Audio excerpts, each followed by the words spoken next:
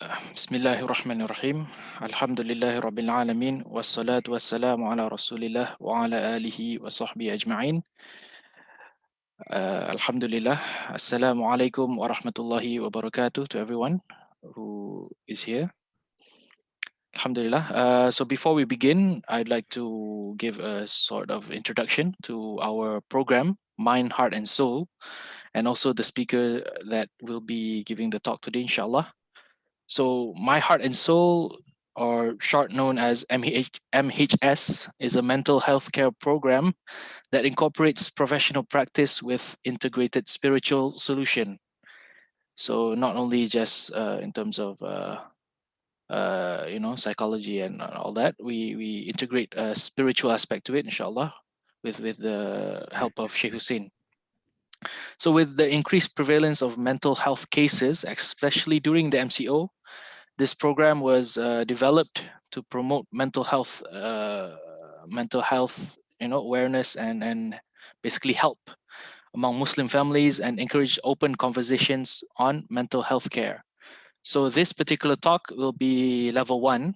So if you notice at the link in the poster, at the registration page, you will see that this is level 1. There's a level 2 and level 3. So level 1 is free.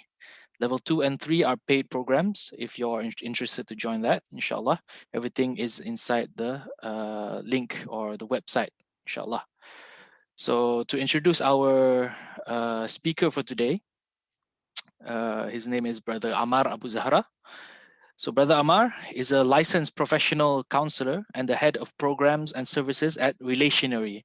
So Relationary is a premium mental health center located at Sunway Geo. So all appointments, inshallah, will be done there. I'm not sure how it is for this MCO. Is it still the same, Brother Amar? We do see clients. Yes, we do issue clients a move permit that they have an appointment that they need to attend to, and it's been very successful. Okay, alhamdulillah. So inshallah, the things will be done at Sunway Geo, inshallah. Yes, inshallah. Okay, so Brother Amar has 20 plus years of international leadership experience in corporate, coaching, and mental health service contexts. And as a dynamic professional and professional executive coach and counselor, he serves individuals, couples, families, organizations, communities, ranging a lot through these categories to positively impact them by helping clients to find a deeper awareness of who they are, who they want to become, and how to propel onto the path of healing, growth, and actualization. Alhamdulillah. So today's talk, inshallah, will be on trauma and PTSD. So some of the things that will be touched on is what is trauma, the types of trauma, and what's so important about learning on trauma, and maybe what's the long-term impact of not treating a certain trauma. And also we will learn a bit on the different types of PTSD, how can we better understand it, how to treat it, inshallah. And everything will be covered by Brother Amar, inshallah ta'ala. So without further ado, I pass the floor to Brother Amar to start the talk, inshallah. بارك الله فيك جزاك الله خير الحمد لله والصلاة والسلام على رسول الله رب اشرح لي صدري ويسر لي أمري واحلل عقدة من لساني يفقهوا قولي السلام عليكم ورحمة الله. Is my voice loud enough? Yes, inshallah. All good. Okay. Bismillah. Okay, so in regards to the topic of trauma, I feel like it's really important. One of the important topics that we want to increase the psychoeducation about this topic. We want to make more awareness, make people more aware about this. Underlines a lot of mental health conditions that that we need to be mindful of the root cause as opposed to look at the symptoms. You can talk to anyone who is not professional or trained or aware of the impact of trauma. They will help you with remedies here and there, but it will not I mean, it's all in the hands of Allah. It might stick, but very likely there is a high chance that it might not stick. So by understanding the root cause of the problems, like attention deficit disorder, for example, ADD or ADHD or dyslexia or anxiety, depression, sleep problems, anger, problems or conflicts in the relationships. The list goes on and on and on. It really bottles down to the impact of trauma. If there is trauma, they're very likely to happen, ADD, ADHD, and all that stuff. But not every case that is out there is caused by trauma. I just want to make sure that is very clear. So, but, if there is trauma, it's very likely to impact that. So if we identify a mental illness or mental health condition, then we need to assess if there's trauma. So, because trauma by itself is not really easily recognized. A lot of us was like, oh, I've never been in a trauma in my whole life. But actually, we do see the traits of trauma by their behaviors and so forth. So, my agenda for today is to describe what is trauma and PTSD, where and how they occur, where they occur in our body, or outside our body, what does trauma really happen, and how do they occur, and how to also to understand the causes of PTSD, the difference, what is PTSD versus trauma, and so forth, the types of trauma, and also to understand their impact of each type of trauma, also to identify and what to do about it. So how do we identify it, and how do we prevent it? And also how do we manage trauma? I will not get into too specific details when it comes down to how to manage trauma, because it is specific to the person, it's specific to the environment. It's not like a one answer thing that can fix it all. And if you get these kind of answers from somebody, I invite you to drop that advice like an old sack of potatoes. So don't, there is no such thing called one answer fix it all. It's not that simple when it comes down to trauma. I wish it was, but apparently it's not. Also, I'll be talking a little bit about how to take advantage of this beautiful MHS program that we are at Relationary collaborating with AlKhaadem. And towards the end, I will allow everybody, if anybody has any questions or really stuck on understanding a point, feel free to interrupt, speak up, unmute yourself. I don't have a problem. You can interrupt me. I can get back to where I was. But also, I'm going to dedicate some time towards the end of the talk. If you have any questions, you can bring it up towards the end. I'm more than happy to elaborate on any specific points that you would like me to elaborate on. So before we start, I would like to invite everybody to clear your mind. I want you to just clear your mind from your phones, from your messages, phone calls, whatever you had for lunch, or what you're planning to have for lunch, what you plan to do after the talk. Just clear your mind. Just take a moment and just shut down all these things that are in your mind that are active. Children, parents, all of you guys, you need to just calm down at the moment and just be here, be present, and increase your attention to the moment that you are experiencing right now. So I'm going to give a moment just to everybody to adjust their focus and to clear their mind.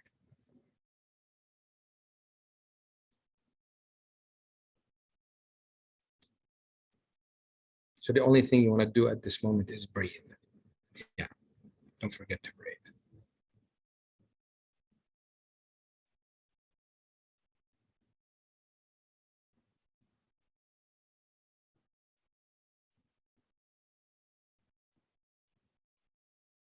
Okay. So I usually start my talks with mental health, any talks related to mental health. I always talk about the stigma in relationship to mental health.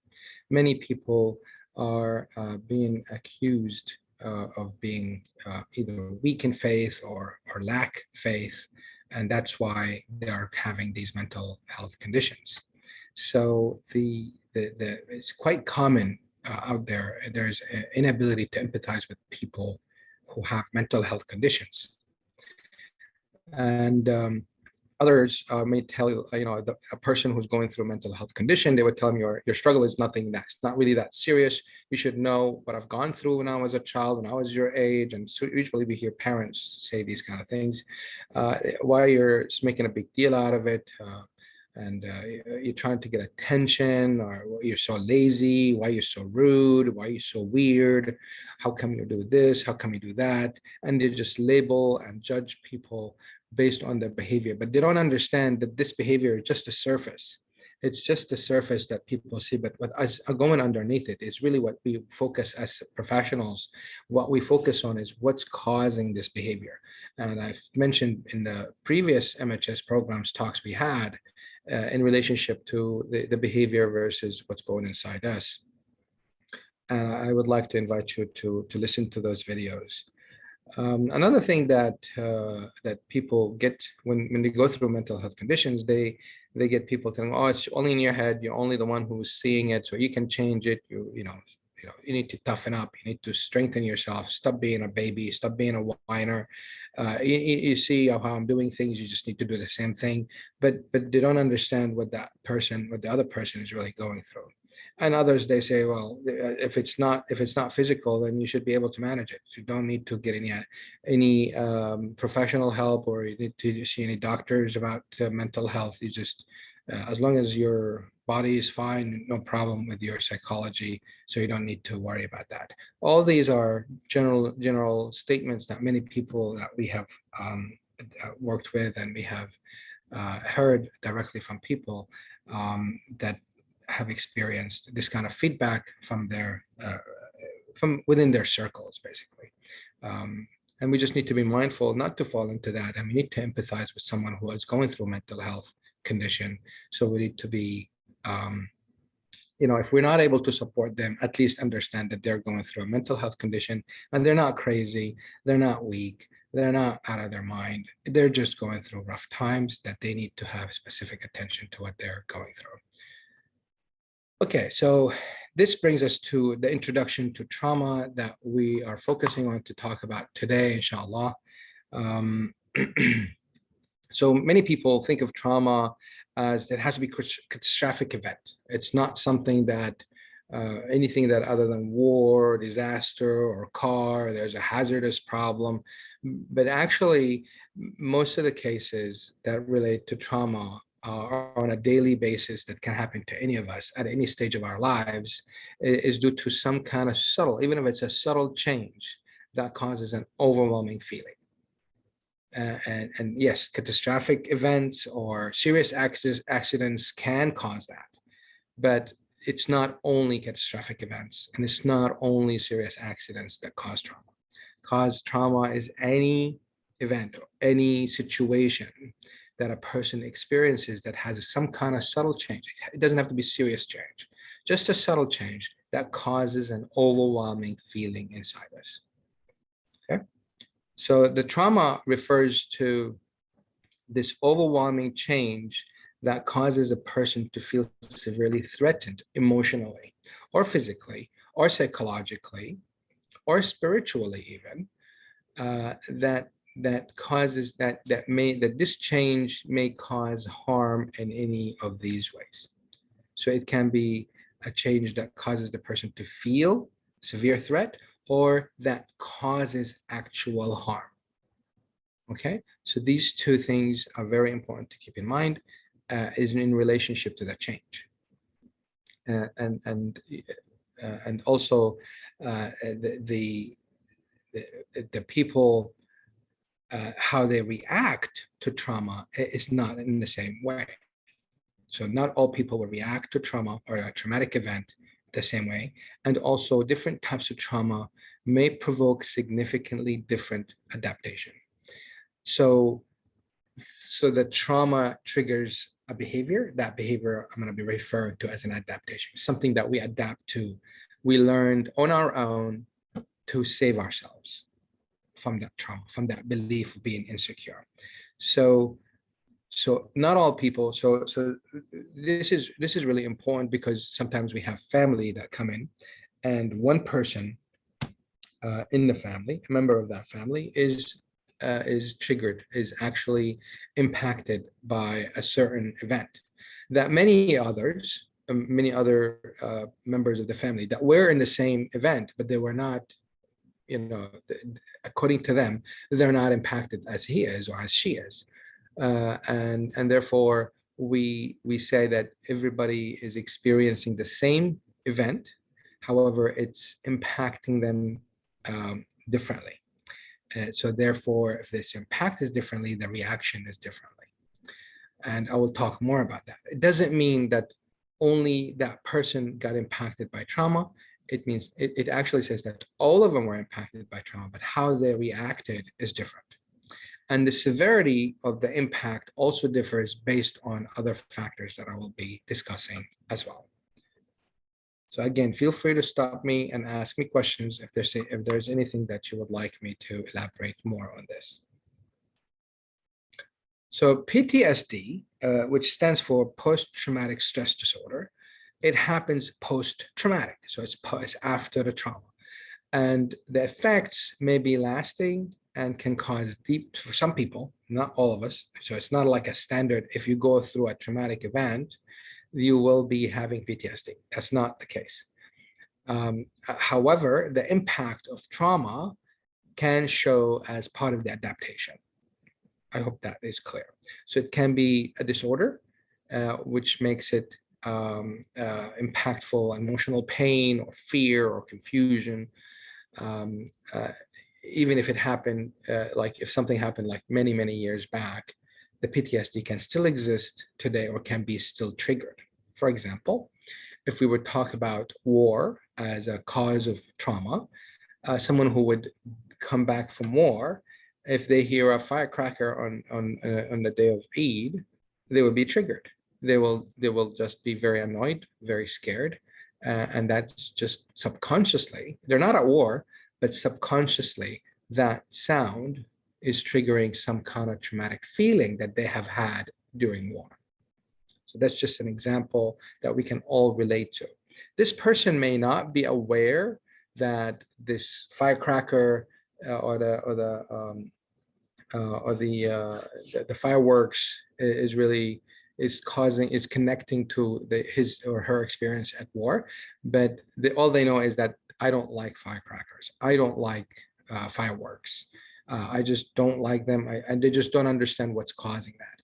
So that can be seen as PTSD if they are stressed and get angry if they're triggered. But sometimes it's just like they just avoid it. They avoid these events that has any, celebrations with these loud noises, and that's a behavior that is they adapted to. It's not necessarily PTSD, but it's an adaptation, but they can overlap quite easily. Where does trauma occur? So when there is this overwhelming sense of feeling inside us because of a small change, it occurs actually inside us, regardless where the change is happening. So the change can be outside, can be in the family, can be in the neighborhood, can be on TV, can be in a movie. Many people get traumatized by watching movies, scary movies especially, or any type of movies, like also the movies that talk about the theories of conspiracy and all that stuff. They get triggered by that, and that can be traumatizing for them because they see the world as an unsafe environment. So it gives them this overwhelming feeling. So I had a client, I mentioned, I think that before, that who was traumatized by watching Disney movies. It was a cartoon for I think it was Bambi. The client was traumatized because Bambi lost his mom. Therefore, the client didn't want to deal with the sadness that it saw, Bambi, and the struggle that Bambi had. And that was traumatizing for my client when she was 4 or 5. So the adaptation of my client was how she adapted to it. And it was not a PTSD thing. It's not like every time she saw her mom, she got stressed. No, she adapted herself to distance herself from mom. so that she doesn't feel that connection. So when mom dies, she doesn't feel sad. So the adaptation usually we come up on our own. And it's the sole purpose of this adaptation behavior is really to um, prevent us from feeling the pain, from feeling this emotional pain inside us. And that's why, how many people watched Bambi? How many people really got triggered or got traumatized by it? Don't know, but I know for sure that there's one client that I had that had that experience, and it was triggering for her, and it was overwhelming for her to manage. So again, the trauma doesn't have to be such a major event. It doesn't have to be such a catastrophic or serious or long or strong. It can be a simple thing that we see. It's all about how it's impacting us internally. So what happens, so the way it occurs, that in our mind, subhanAllah, that so one part of ourselves is, mainly in the mind, is really overly stressed, is emotionally stressed, which is the amygdala part and the hippocampus. That's the part of the mind that is focusing on emotions and processing events and processing memories. The other parts wants to react, wants to put ourselves, safe, wants to make sense out of it, and that's the frontal cortex wants to make logic out of it. But therefore, when there is no logic to it, it gets defragmented across the brain, and it's not really understood. It's not processed well. And that's where this adaptation part of our brain, between the frontal cortex and the amygdala part, somewhere there, we come up with this adapted behavior that we come up on our own to what we think is what's going to keep us safe.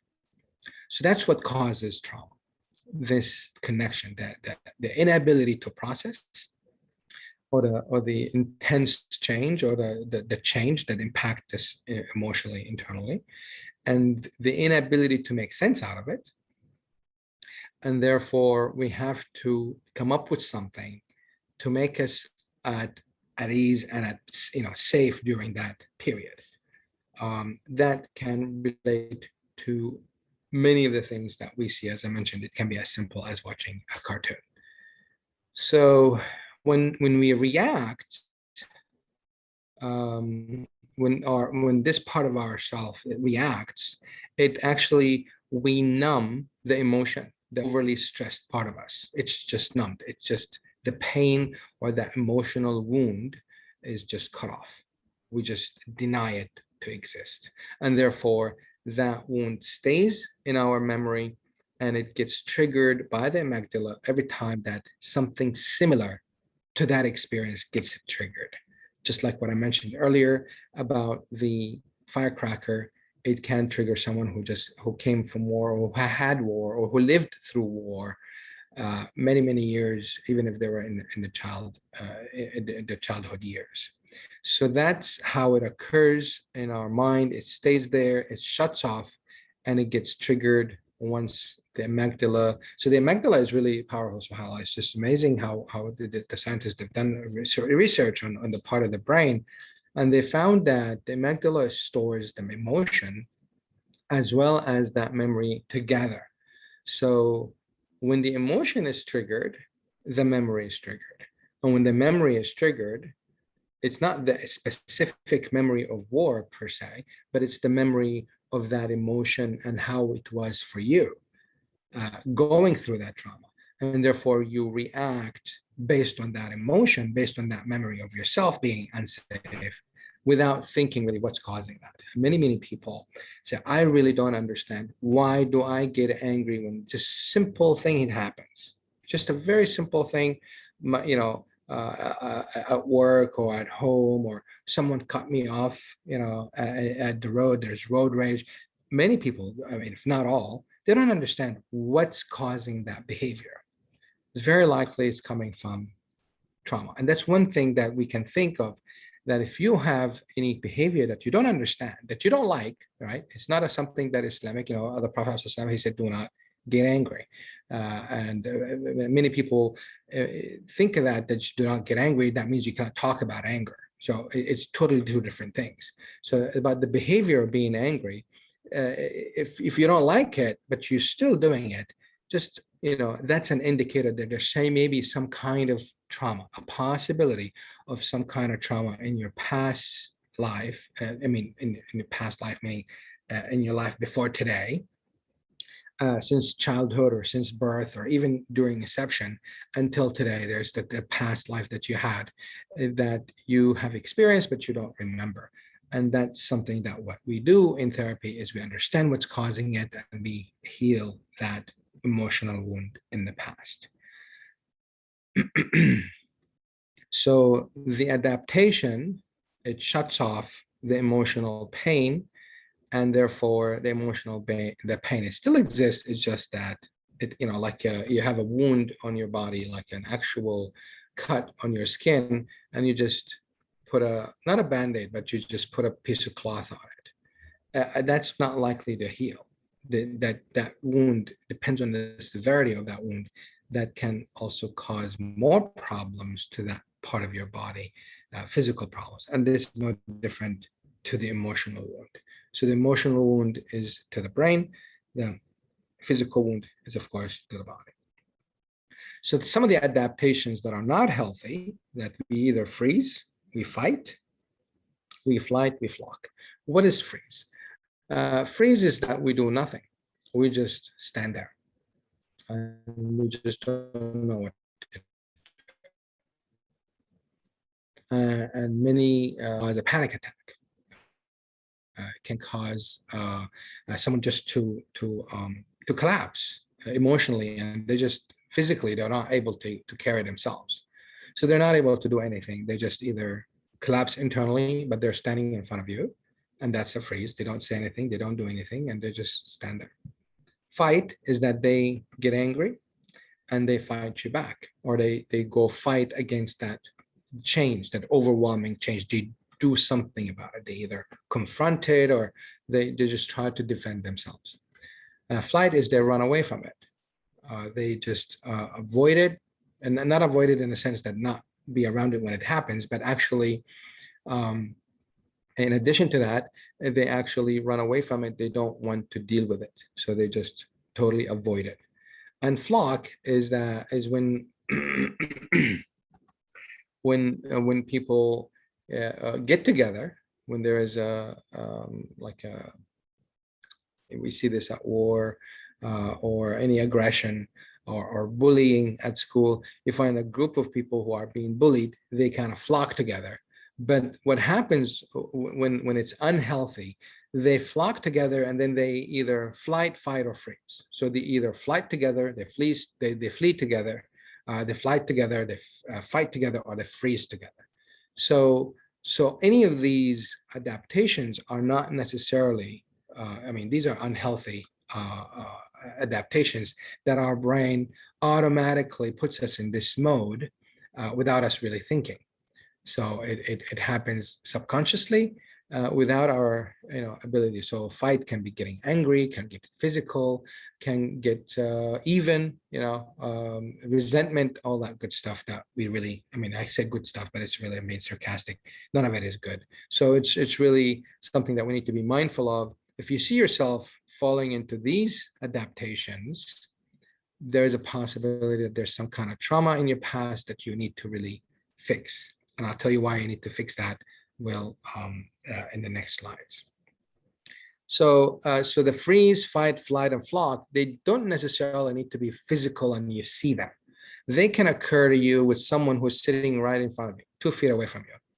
So it's not something that it's always physical, that you will see them run out or just leave the conversation or leave the conflict or leave the family. It doesn't have to be that way. They can be just checked out and they're looking at you, but they're just in a different world. Or they're planning with their friends on the website, on some kind of texting, messaging and all that, how to run away from the family, how to do this, how to do that, and retaliation and group together, and that's the flocking part. So this is what we call stonewalling. And that's one of the things. It's evasive. It basically blocks the other people from what they're going through. So this is a person who's gone through trauma. They can freeze, fight, or flight, or flock um, while they're sitting in front of you. That can happen at work.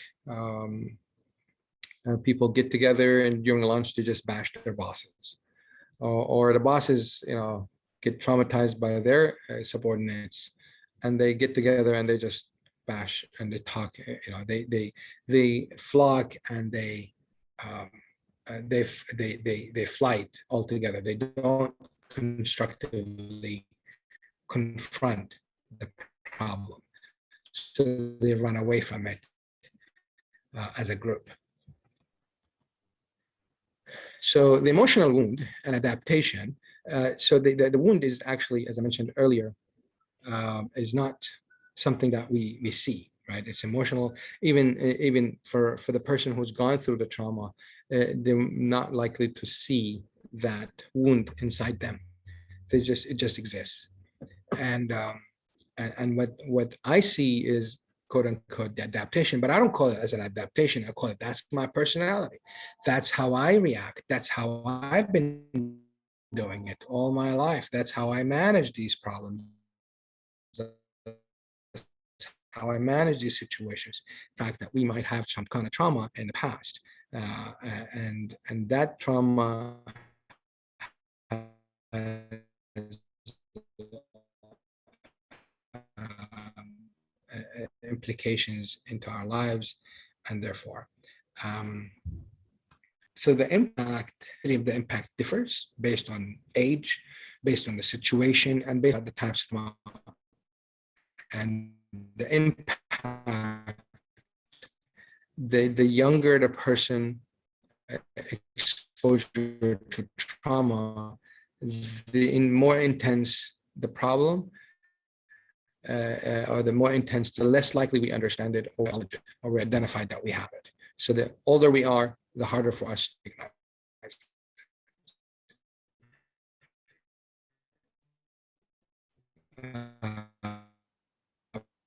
However, we need to be mindful of the way we adapt to certain situations. Kind of, therefore, we need trauma by fixing that past and more Brother Amar. Reasonable and healthy in responding and coming up with a new adaptation that is. Yes. Sorry. Hello. It's a bit lagging. I'm not sure whether I've asked Hani.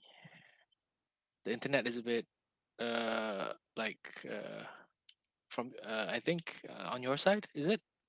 Because we hear your voice very robotic and it's like lagging your video as well. Is everything okay? Let's see. Let me see if I can change. Just to confirm, is it Let just me me change. or is it the same as others? Yeah, others are saying it's breaking as well. It's getting stuck and whatnot. Okay. So let's see if this is any better. Can you guys hear me better now? Yeah, we can hear you. Is it any better? Is it still lagging? Yeah. The voice is better, but the video is a bit lagging. But the voice is good, inshallah. Okay. I'll let you know if it starts breaking again, inshallah. Okay. Should I turn off my camera? Anything's fine, inshallah. Okay. So I'll turn off my camera. I hope that you can still see my slides. Yes. Okay, very good. So where would you like me to go back? I mean, how long has it been cutting off? I think on the impact is fine, inshallah. Okay, so we'll continue with the impact. So the intensity of the impact differs based on age, situation, and the type of trauma. The younger we are, the more intense the impact is, and the harder for us to recognize that we have a trauma, or that we have an adaptation due to trauma. However, the process of the impact is the same. And the process, the response system inside us is very intelligent, that it comes up with this adaptation system without us really knowing. It just comes up automatically without even, you don't even have to push a button. So that's how intelligent it is, subhanAllah. It's very powerful. This is some kind of miraculous, things that we have, that Allah subhanahu wa ta'ala put inside us to make sure that we are taking care of ourselves to be safe. However, if we're not mindful, and that adaptation is not balanced with logic, in a sense that it fits in within our values, within our principles, within our religion and spirituality and all that good stuff, then the adaptation can make us look hypocritical. It's like you talk about Islam and Islamic values, but you're behaving this way. So that's why we need to take care of these traumas, because it will help us be incongruent with our beliefs, with our principles, with our adab and etiquettes that we are expected to have in Islam. So the process is the same, the impact differs. So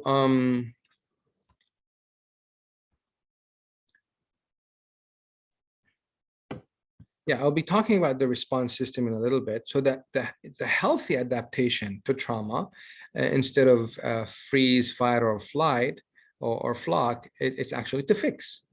We need to fix, and the best of it is to flock and fix. So as a group, if it's a couple, one of them is quote unquote unbearable or causing a lot of conflicts, they need to come to work on that together. If there's a member of the family comes together to work on that together. So flocking to fix is the best way to adapt. So fixing it is a process also. That is something that we all, for professionals in the psychology field, they have been trained and licensed on how to work with people with trauma, whether it's a person, whether it's a couple or a family. So the best way to adapt to trauma is to work as a community to help each other fix it, or work as a couple or as a family to help each other fix it within that family, within that system.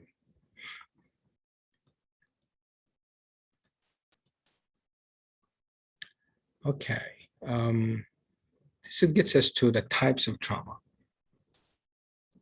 So there's acute trauma, chronic trauma, and complex trauma. Acute trauma is something that happens once and then it doesn't happen again. So the impact of that, overwhelming change happened once, but the event itself happened once, but the impact is still because of that one incident. So that is one type of trauma. There's also chronic trauma. That means the same incident is repeating from the same person. Could be or from the same event, like it could be a safety or a car accident, or it just keeps on happening over and over and over. And that's a chronic trauma. Complex trauma can be a mixture of acute and chronic, and can be multiple chronic, multiple acute, multiple chronic and acute. So complex is multiple traumas are happening from different people, from different environments to the same person. Complex trauma or complex PTSD. So acute trauma, we addressed acute PTSD or PTSD due to acute trauma. And there is chronic PTSD, or an ongoing post-traumatic stress disorder that is ongoing throughout someone's life. And there is the complex that happened in the past or in the future, or not in the future, in the past or recent, or might even happen in the future. So that's something that is addressed differently. So the most challenging one is to work with complex trauma. When there's a traumatic event, a change that causes an overwhelming feeling, more than one person, more than one incident, or more than one event.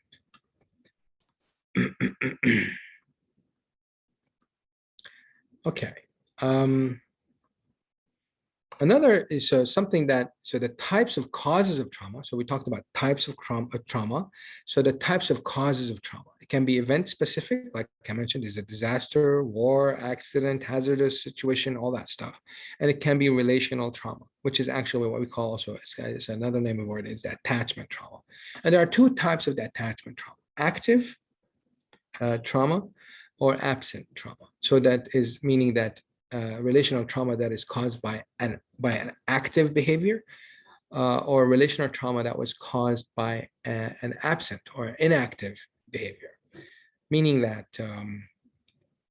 so for a parent-child, for example, if the parent is having anger issues and they are actively, quote unquote, correcting or reacting to certain behaviors from the child. So therefore they are angry, they are scolding, they are call naming, they're judging, and that's quite active trauma. So the child is thinking, okay, so I thought he's my dad, thought he's supposed to be merciful, or she's my mom and she's supposed to be kind of merciful. They're not being nice right now, and that's not making me feel good. So as a child, that's a change in the relationship that is making them feel overwhelming, to have this overwhelming feeling inside them. The absent relational trauma is when the parent is away from the child, who's not interacting with the child. And this is also vice versa. When the child is also active, actively causing relational trauma to the parent by them being aggressive, being impolite, they're causing trauma to the parents as well. And the same thing when the child is withdrawn or withdraws from the family and they sit in their room and they deny everybody to come in, or they deny to be together in dinners and activities. So that's another absent behavior that is causing trauma to the parents. And the same thing for the parents to the child. So the parents being busy with work, the parents being busy with their whatever it is that they're busy with their friends, time for themselves and all that, that absence from the child, it's very likely, or very it's quite a significant behavior that can cause an attachment trauma to the child, regardless of the child's stage of development. Really, it can act in a different way depending on the child's development stage.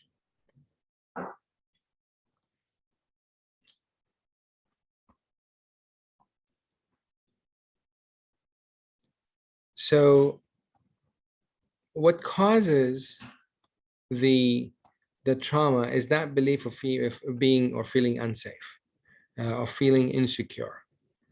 So when if we go back, if we say that an event, there's a specific event, there's a disaster or war or accidents, all that, so people feel unsafe. So if somebody got a car accident that was quite severe and it impacted them severely, the accident doesn't have to be severe, by the way. The accident can be just a fender bender or a bumper bender, or whatever. It can be very simple, but the impact is severe or overwhelming. Severe maybe is not the right word, but it was overwhelming to the person. That can be traumatic.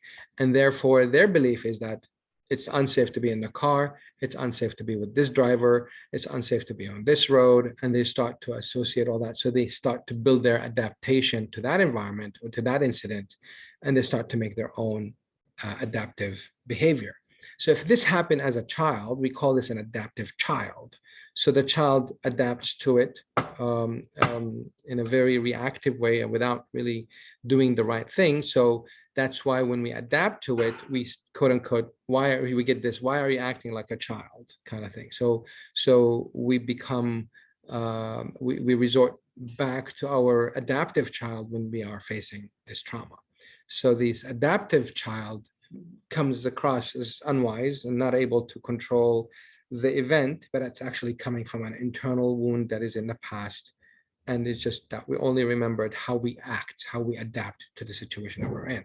But the belief that is coming really from is feeling insecure, feeling unsafe, and we adapt it to a new behavior. And that behavior is really what we remember, but we don't remember much, beyond that point. So, So the same thing when it comes down to a specific trauma, an event, an accident, all that, that's what I just mentioned, that makes us feel insecure. And when it comes down to relational attachment, it starts from birth or even inception. That's actually too late at birth. It starts at inception, and it's most sensitive until 5 years, but it can happen at any age of a person's life. So the attachment system is very fragile, and they are very, very sensitive. So that's what I mentioned earlier. If it happened at the early stages of the child's life, the impact is tremendous. And the ability to recognize it is very low. So many parents and many parents of different faiths, they put their children at a young age to go to a religious institute. So that's supposedly to be the safest. So if that religious institute, and we've seen many cases, we heard of so many cases that that this religious institute was the most the biggest source of the trauma for the child. So especially the younger they are, they're exposed to, I mean, we can say this from a different religions, or we can be realistic and talk about from an Islamic also point of view.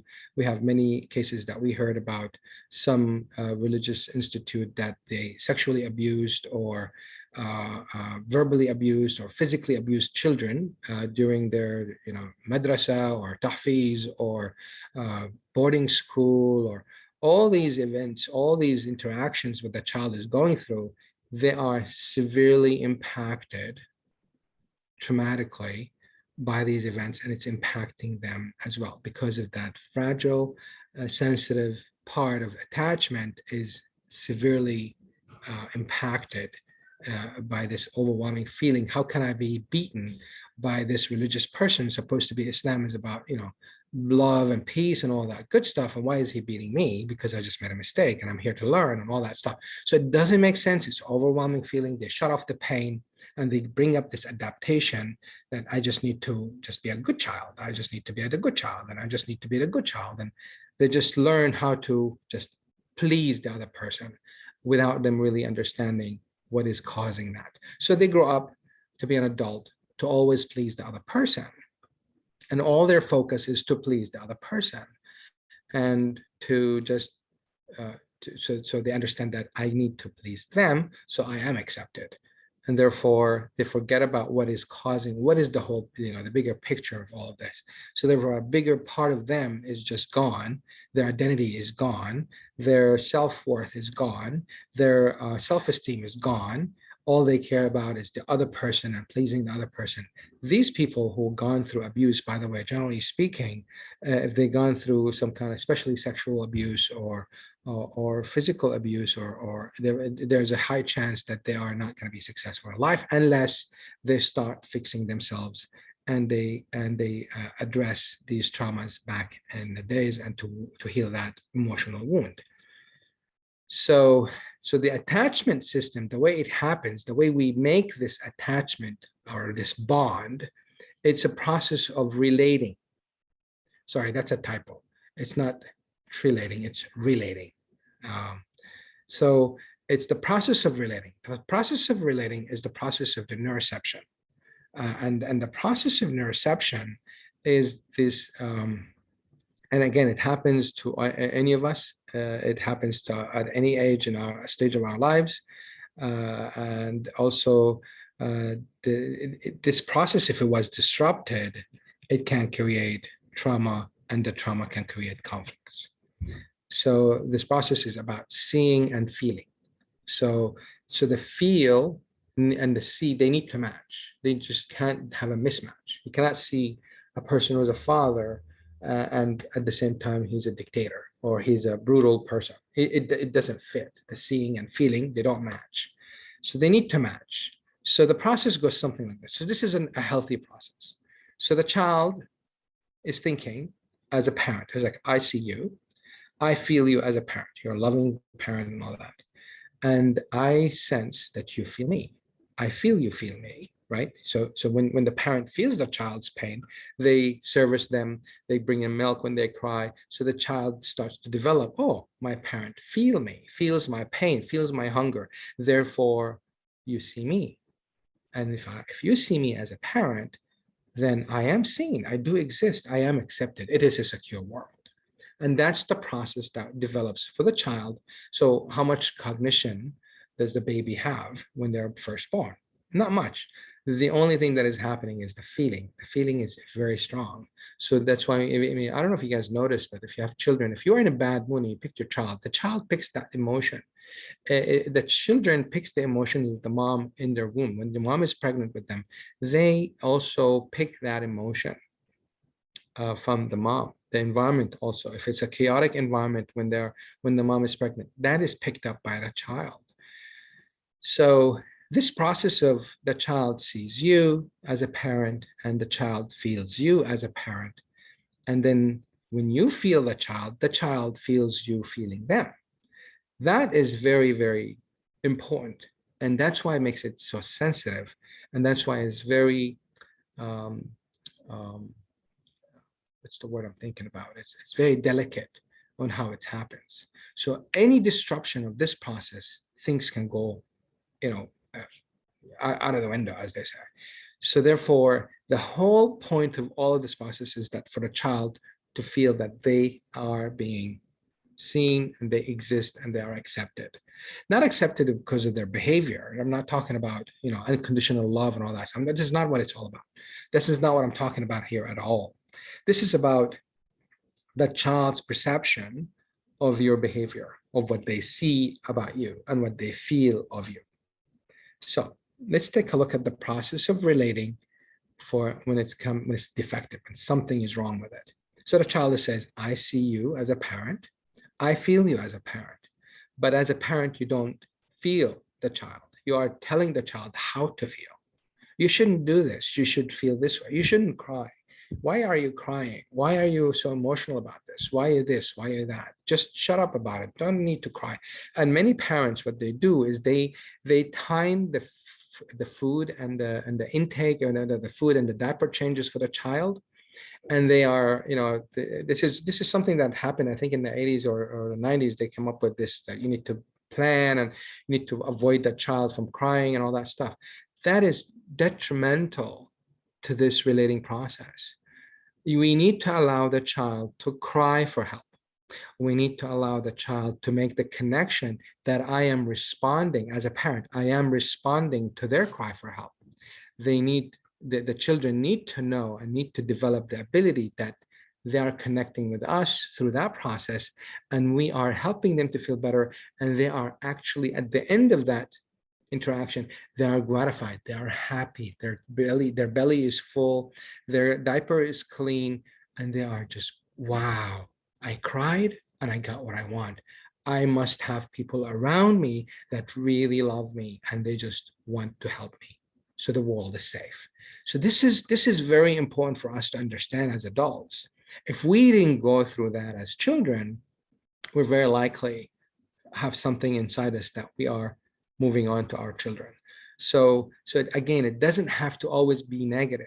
Sometimes, like Surah Yusuf, it tells us that love can be hurtful, can be dramatic. The Sayyidina Yaqub loved Sayyidina Yusuf so much that the children of Sayyidina Yaqub, they plotted, they flocked, they flocked, and they went against Sayyidina Yusuf and put him in. They wanted to kill him, but they put him in a well.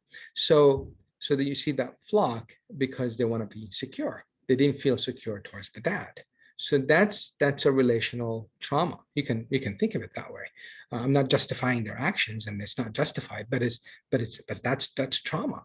When they are this adaptive stage, when this adaptive behavior takes over, they're not making any sense. They all recognize at the end of the surah, we all know that at the end of the surah, they all recognize that shaitan got between them. And that's what, in therapy we call, the adaptive part. It could be from shaitan. It could be that shaitan induced it. It could be that shaitan developed it and made it stronger inside us. We can talk, I can spend hours and hours and talk about the impact internally versus how shaitan can also influence our decisions as well. So what we want to focus here is something that we can control. We can control ourselves. The prophets couldn't control themselves from shaitan. We're very likely to be impacted. The idea here is to be mindful on this, the practical steps that we need to do to get out of this cycle of this vicious cycle of insecurity. So, so again, love can cause this process of relating to be defective. So it's not always negative. Sometimes also, helicopter parenting. What's helicopter parenting? Helicopter parenting is when, overprotective parenting. Many parents just think this is the right thing to do. Maybe because they were traumatized by their parents that they didn't care about them. So therefore they reacted in the opposite way. And it became, they think it's a positive thing. That's the right thing to do for the children. So they are helicopter over the child. Wherever the child is, they are all over them. They're picking and choosing everything for them. They're making sure that they're getting to school safe, even if they're 16 years old. They're dropping him to school. They're picking him up from school. The child never had a chance to develop things for themselves. That child is very likely to have a dependency problem or dependency challenges, that they cannot depend on themselves. They cannot be independent. They have to depend on someone else. And the child becomes an adult, 30 years old, they're still not able to depend on themselves. They always go to mommy and daddy to fix their problems. All of that is coming from this simple relating process. So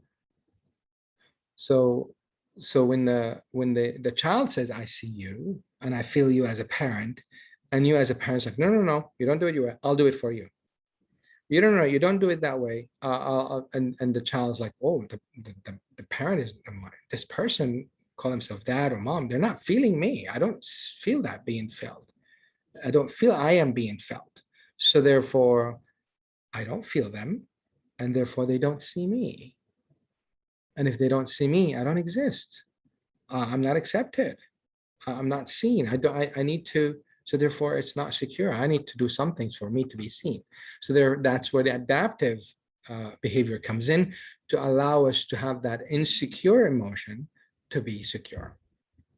And that adaptive, we can fight for our right to exist in this system, and we always have to voice ourselves, or we just withdraw and we just accept and we just say it's qadar and we don't do anything about it. So qadar can change by us doing something about it. We have to learn. So that's how we fix. How we fix trauma is we learn how to develop a healthy adaptive response to these events, whether it's in the past, whether it's in today's world that we're living in, or for the future of our children. We have to do something to change this cycle of viciousness. So I'm not checking the chats. I trust that the brother is going to be taking care of all of the chat questions. But brother, if you feel like there is a question that is related to anything I'm talking about for me to elaborate on, please don't shy away from interrupting me. Okay, inshallah. No problem. Okay, so I hope this process is clear. I'm more than happy to visit it again if somebody wants me to run a different or specific scenario to it. So if I was, as a child, was traumatized and I didn't know about it, and by the way, I was brought up in a very traumatic family. My family was traumatized. My family is a refugee. I'm a son of a refugee parents. And it was a very traumatic, anxiety basically took over the whole world for me. I can only speak for myself. My parents, from Palestine, they lived this refugee life, and they were exiled in the 40s, and their whole life as teenagers, they only saw fear. And that fear translated to us. I'm not going to speak for my siblings, but I can say that it impacted me. So that is a cross-generational trauma. That their trauma, even though I didn't live the war in the 40s in Palestine, I've never been in Palestine, but it did impact how I saw the world. So there is a chat here. Yeah. So therefore, I honestly didn't know that until I got into therapy. I realized that I've gone through this trauma, this traumatic system that I learned a lot from by going through therapy, by going through this counseling and learning about psychology and learning how to do that, and learn how to bring up a new adaptive behavior that helps me as an adult to be less reactive and less adaptive child. So I don't need to bring in the adaptive child of, hiding and just make sure that I'm protected, but I'm more open and more expressive and more logical and more connecting to people. So being raised in a traumatic system, that relating process is defective, because the parents, and I'll speak for myself, my parents were always reacting to me feeling a certain way. They were reacting to just to keep it down and not make a big fuss about it, so this anxiety is settled within them. So therefore, as that system is so traumatized, or comes from, or the system itself was not traumatized, it was actually a reaction to a trauma that they had in their past. I had a very loving parents, but their trauma impacted me. Their trauma actually impacted them. OCD is a reaction, or as an adaptive behavior that is an adaptation to, or very likely, I mean, it's not like cookie cutter, but it's a very likely reaction to a trauma. So OCD, to make things very specific. If you do things very specific, you're not going to get in trouble. So this is some of the my both of my parents are designers, so they always wanted things to be very specific, and I picked that up also from them. So I did have that problem, and now I understand what's, some of my behaviors, why they're there, and that helps me a lot to make that connection with my family, with my colleagues, with my friends, so that dissonance of not knowing why I behave a certain way, it really helped a lot understanding where it came from. So this pain from trauma, from past trauma that my parents, I can talk about myself and my family, my parents have experienced through being refugees from Palestine, is inflicted in a relationship that is causing it to be defective. So it was inflicted in their relationship with us. I mean, I can always say, so I'm not us, with me, for example. So their anxiety was quite high, and I can say that from my experience with my parents, very loving parents. So this creates this pain in the process of relating. So that relationship was not a healthy relationship. It was overwhelmed by this sense of anxiety. So was fear driven, and that's not going to be a normal relationship. It's not like I don't have a normal relationship with my parents, but that relationship is not a healthy relationship. It's impacted by fear. So when trauma is triggered, so when somebody is witnessing a traumatic event, or a relational event, so I stop feeling you. There's no more us. So there is no more relationship. That relationship is shut down. It's now you versus me. So that's the trauma. That's the cause of the trauma. Or that's the impact. That's that's what trauma really impacts. It's what causes. So this causes a disconnect from what is in front of me. So I'm not connecting with you. I'm not connecting with this situation that I'm in with you. I am connected with my history. I'm connected with my adaptive child. And that adaptive child is taking over, whether I like it or not, is taking over my present.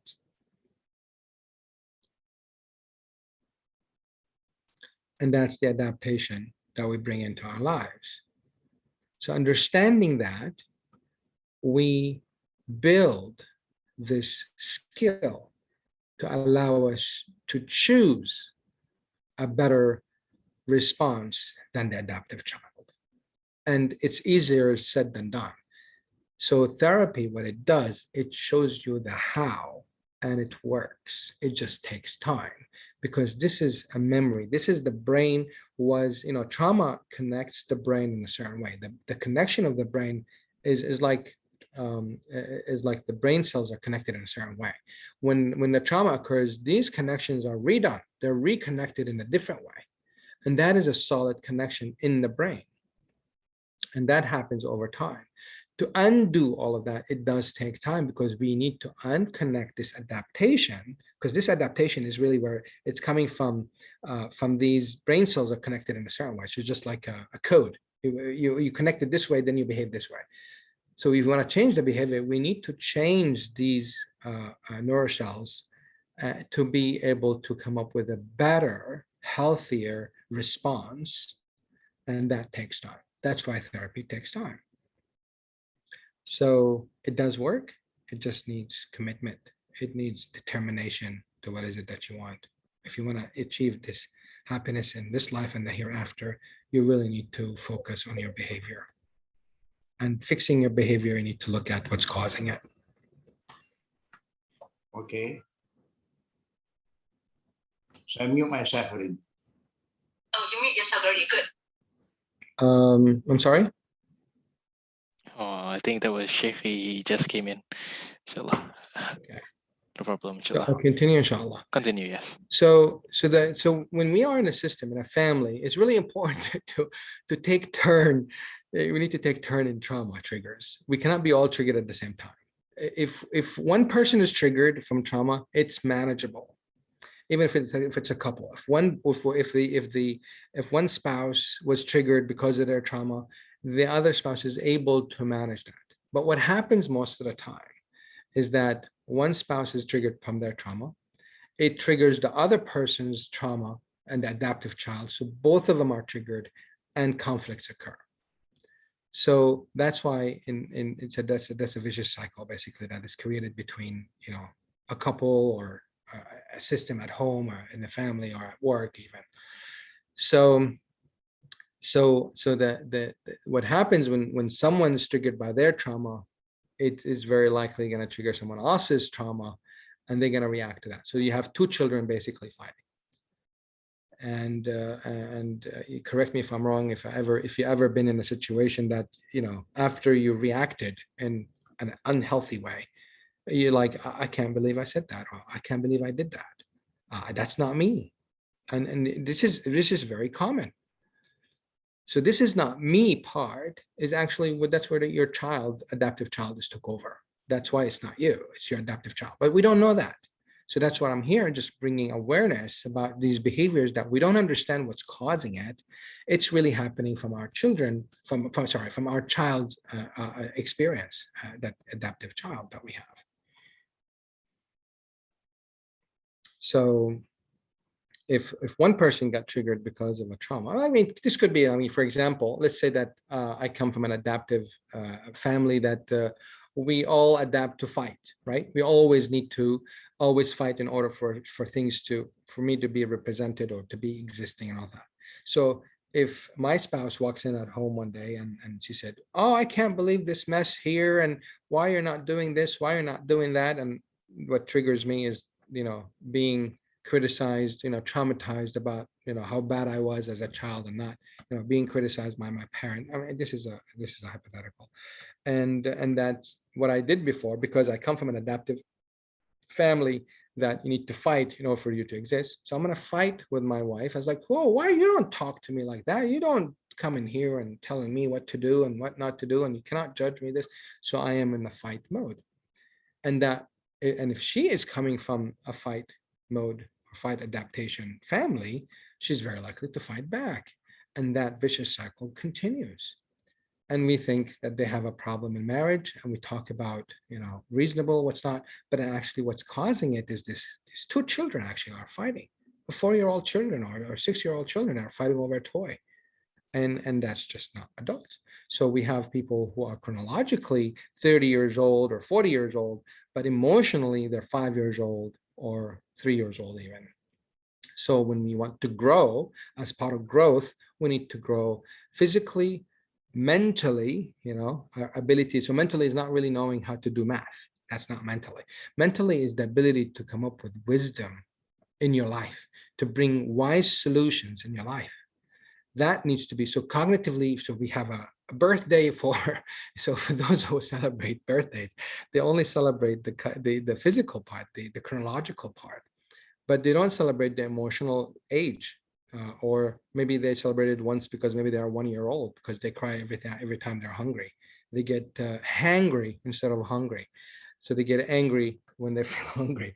So that's what child 1 year old, that's the emotional state. So so the emotional age, also the cognitive age, their ability to come up with wisdom in their lives, the wise solutions, that it fits in, like I mentioned before, their values, their belief system, their religious, beliefs and all that stuff, and the culture. So that's where the cognitive age comes in. So when we're not developed emotionally, when we're not developed cognitively, and you only see a 30-year-old acting like a child, maybe there's some kind of adaptation that is causing their behavior. So let's assume that you are experiencing someone being critical or violent. Then you are reacting from memory, adaptive behavior, adaptive child, you're fighting. So that's the example I mentioned back. So the other person is coming from the same background that, need to fight to exist. So they're triggered and they fight back. And this is what is really all about that vicious cycle of conflicts. So some examples for relational, like adaptive of a freeze being, in the freeze adaptive behavior, favoring one child over the other. This means that you as a parent are doing that, or maybe your parents did that to you, or maybe your grandparents did that to your parents. So the least favored child might hide their feelings. So that's the freeze. And so the feeling of being less important, less, no need to pay attention to this person. And they would be favored. So they would basically, they would work on just focusing on the parent to please the parent or please the sibling, so that one day they are favored, so that one day in their lives they're recognized. So they're very likely to adapt to the being insignificant. So that's their survival trait. So that's the adaptive trait that they are adapting to. So they're appeasing the other person. They're always pleasing the other person. They don't care about, what's right and what's wrong. They just please, please, please, please. They end up doing the wrong things at the end of the day, or giving up their money so they can make friends, or giving up their cars or to their friends so they be liked, so they will be liked and accepted. So all of that happens when they are frozen, when they are not able to address the positive. They're not able to address the situation in a positive sense. So the survival traits are either significant or insignificant. They blame others or they appease others. These are some of the traits, and there's an avoidance trait as well. So the fight trait, when let's assume that a child or a person felt rejected, and they always learned that in order for them to be heard, that they need to yell and scream, verbally, physically, just to retaliate. So therefore they always blame the other person. He did it first, I had to react. So there's no self-accountability. And also that they are more important. I'm this, I'm that, I'm from this family, I'm from that family, I'm from this race, I'm from that race. And therefore these are some of the other traits that people adapt to. The flight is when there's, for example, an abuse. A person might want to ensure that they are safe, so they would leave the environment that they're in. So therefore they can blame, appease, and feel insignificant or significant. They can adapt to any of those traits. But so when they flight, they flight because of that person, so they blame the other person. They flight because they run away because, oh, that's what you want, okay, fine, I'll wait, I'll walk away from it. So they walk away from it. Or they feel insignificant, I'm not important in the family, I just walk away from the family. Or they feel significant, I don't want to be part of this toxic family, I'm so important, so therefore I need to focus on myself and I don't care about the family. So flight can be any of these four traits.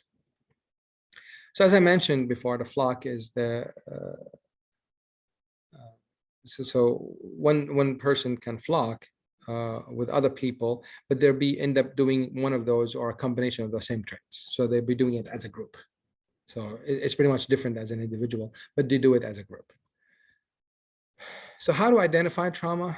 If you feel like a weak sense of belonging, identity problem, inferiority problem, or inferiority complex, feel of aloneness, anger, withdrawal, feel of that anger, Oh, I did say anger, but not in addition to anger is the need um, to exist. So it's not just feel of aloneness, but you feel like you really need to do something so you can exist.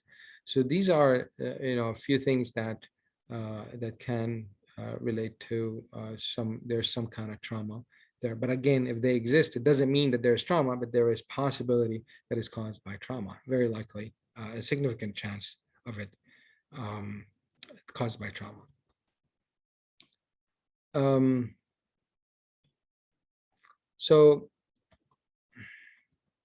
So what to do about trauma? As I mentioned in the beginning, I'm not going to really focus a lot on what to do because it is specific to that person's belief. If I can tell you what you need to do, just like I can tell you how you can, land be successful in a job interview, or I can tell you what you need to do to to be loved or to love someone. Or it's easier said than done. When it comes down to trauma, it's really sensitive. It's very specific. And it's specific because of that person's belief. What is it that is causing them to believe this is unsafe? So I'm just going to leave it at that. And I would say the best way to do about trauma is to reach out for help. If you recognize your behaviors are unbearable, or people around you say or see your behaviors are unbearable, that is a significant sign that very likely that you have a trauma in your past, that it needs to be healed, and you need to reach out to professionals to help you with trauma. Trauma is very sensitive. If it was caused by attachment trauma, that is even more significant, more sensitive, and really you don't want anyone to play around with that. You need to work with a professional who's been trained and licensed to work on trauma matters and work with people who have experienced trauma. And you want to work with someone who does CBT or exposure therapy, but exposure therapy is not for everyone. It's not done by everyone. So it's CBT, which is the cognitive behavior therapy, and that's one of the effective ways, or EFT, which is the emotional focused therapy. So you need to find someone who has done trauma and successfully done it through CBT or EFT. So that's just what you can do about trauma. So we all know that, I mean, I want to ask you this question. I mean, does anybody here have any doubts that this world that we're living in is not safe? So we, instead of telling our children that this world is not safe, we need to teach them how to succeed in this unsafe world. So that's the wisdom that we need to develop in their mind. So what happens, many parents, what they do is they tell their children what they're supposed to do, like I said, the helicopter parenting, and that's how they are reacting and how they're adapting to this unsafe world. But that's actually paralyzing the child. You have a child, and you will end up having an adult, but yet is not capable of taking care of themselves. So the learning of the parents is how to develop a child to become a parent, a responsible, independent, strong, solution able, wise solution able to bring in wise solutions into their lives, is something that parents must learn. So they must learn for their children, and most importantly, they must learn for themselves. So in order for us to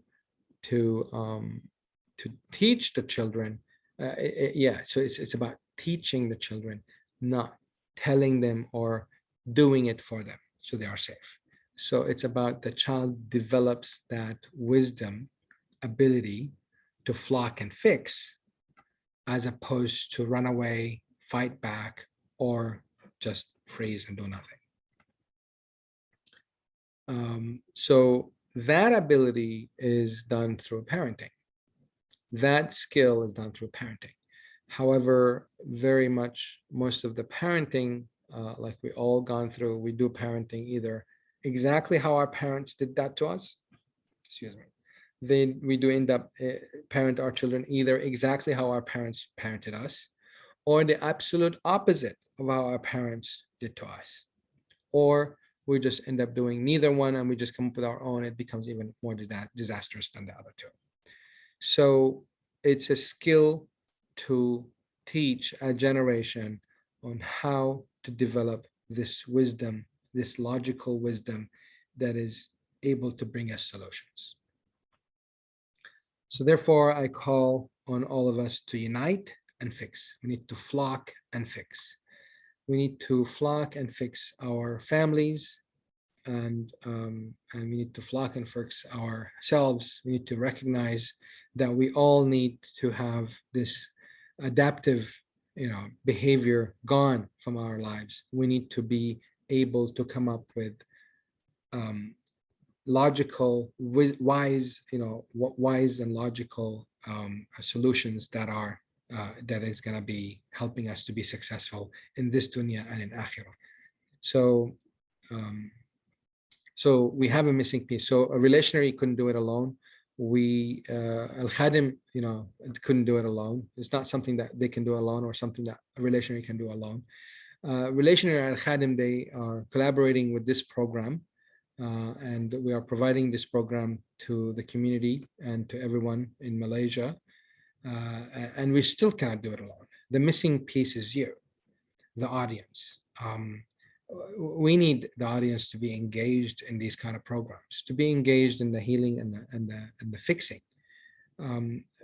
By us thinking that this is who I am and everybody needs to adapt to it is not really helping our children to be closer to us. And let me give an example. We have 14 participants here. I'm not sure how many of them are parents, how many of them are children.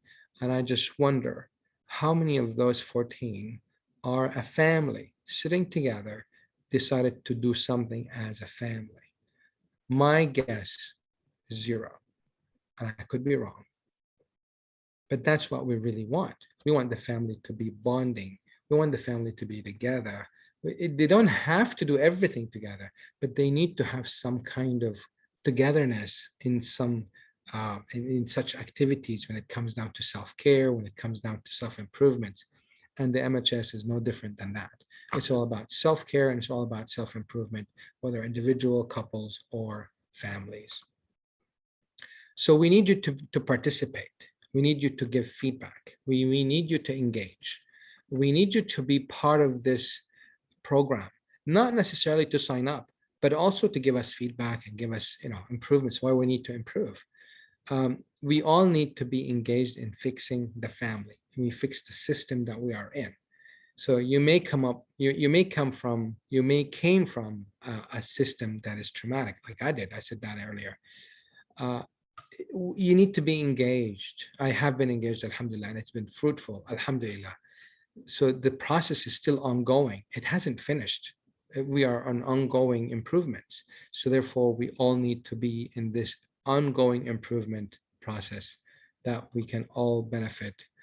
I think there's a question. I'll address it shortly. Okay, I'll just read it right now. But Ammar, you mentioned just now that cutting off ties with people or isolating themselves from particular persons as flight from trauma effects. How can we help this kind of people?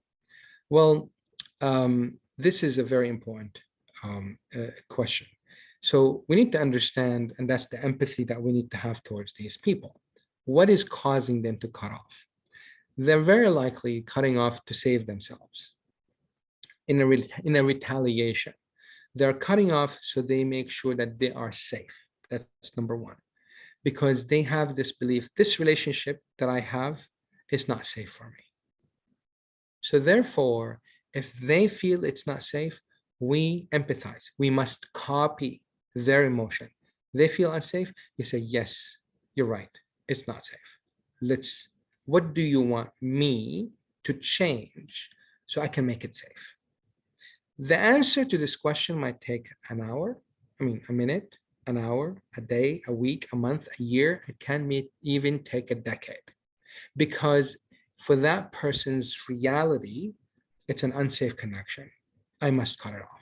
A lot of viruses coming from an internet connection. Are you going to keep your computer or a website that is bringing a lot of viruses into your computer? Are you going to keep that going to that website? You're going to cut off. You're not going to ever go back to that website. Similarly, I'm just giving that as a metaphor. But similarly, the connection between a parent and a child, or a parent or a child and a sibling, and or a spouse to a spouse, it can be any relationship. That cutoff, there is a reason behind it, and we need to empathize with the other person, and we need to mirror their emotion. Right or wrong, it doesn't really matter. It's not about who's right or who's wrong. It's about that is their reality. They've been triggered. So as I mentioned before, we want to trigger we need to take turns in triggers. So if they're triggered, we're not going to be able, if I get triggered also, I mean, assuming that this is cut off from my side, then if I get triggered back, then this whole thing is going to forget about it. It's just totally forget about it ever being healed. But if the cutoff happened from one side, we need to be empathetic, understand that this is their reality. And if we care about this cutoff to be healed, we need to do the following. Step number one, mirror that emotion and acknowledge it. You're right. It was not safe. And you're right. It's better that you cut off. It's safer for you. But here is an opportunity that you can tell me, what do I need to change? What do I need to change to make this connection safe again? So that's one thing that you can do to help this kind of people.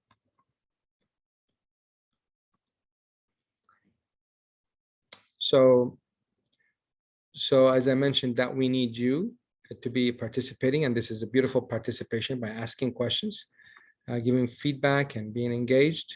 We need to all be engaged. And how we start in this engagement? By asking questions, like we saw. And I hope more questions come in. Spend time to reflect on what we say in these programs, the MHS programs. Reflect, listen to the video again and again and again, because a lot of things that maybe I mentioned fast or not clear. And feel free to communicate with me. You can, I'll put my phone number and my email. You can reach to me, inshallah. I'll be responding. Understand what we say. So after we reflect, you need to understand it. Feel free to come and challenge me on what I say. Tell me, you said this, but why? How is this? How is that? That doesn't make sense. This this research says this. This person says that. Allah subhanahu wa ta'ala says in the Quran this. The Prophet says that. It could be there's a misinterpretation or misrepresentation on my part. I need to also reflect on if I said something wrong. So your engagement is very important. Give us feedback. So you can go to relationary.com, PEC, participant evaluation, something, I don't know, participant evaluation, something. Let's see, I forgot what it was. But give us feedback to improve. What is it, the things that I did right, things that I did wrong, things that I did good, things that I didn't do good, things that I need to improve. So these are the things that we need to hear more from you. So this is specifically to my talk, but if there's something about the program as a whole, please give us the feedback. It's really important for us to hear from you. Reach out for consultation. Go for a therapist, check it out. Do you have a problem? See what the therapist would say. Let them do an evaluation or an assessment on how how you are. Do you have a relational trauma in your life? Do you have an episode that happened, an episodic trauma in your life? Get personal. Get deep inside you and dig deep and see what's really happening.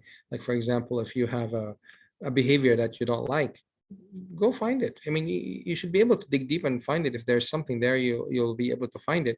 But fixing it, you might need help, because we're not able to fix something that is traumatic. It's not something that is easily done unless you're trained by it. Then you can do that.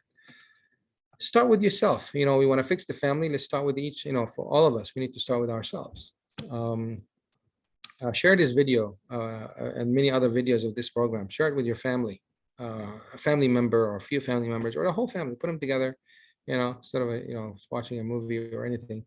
Just put them together in a room, make some popcorn and watch this video or the whole program.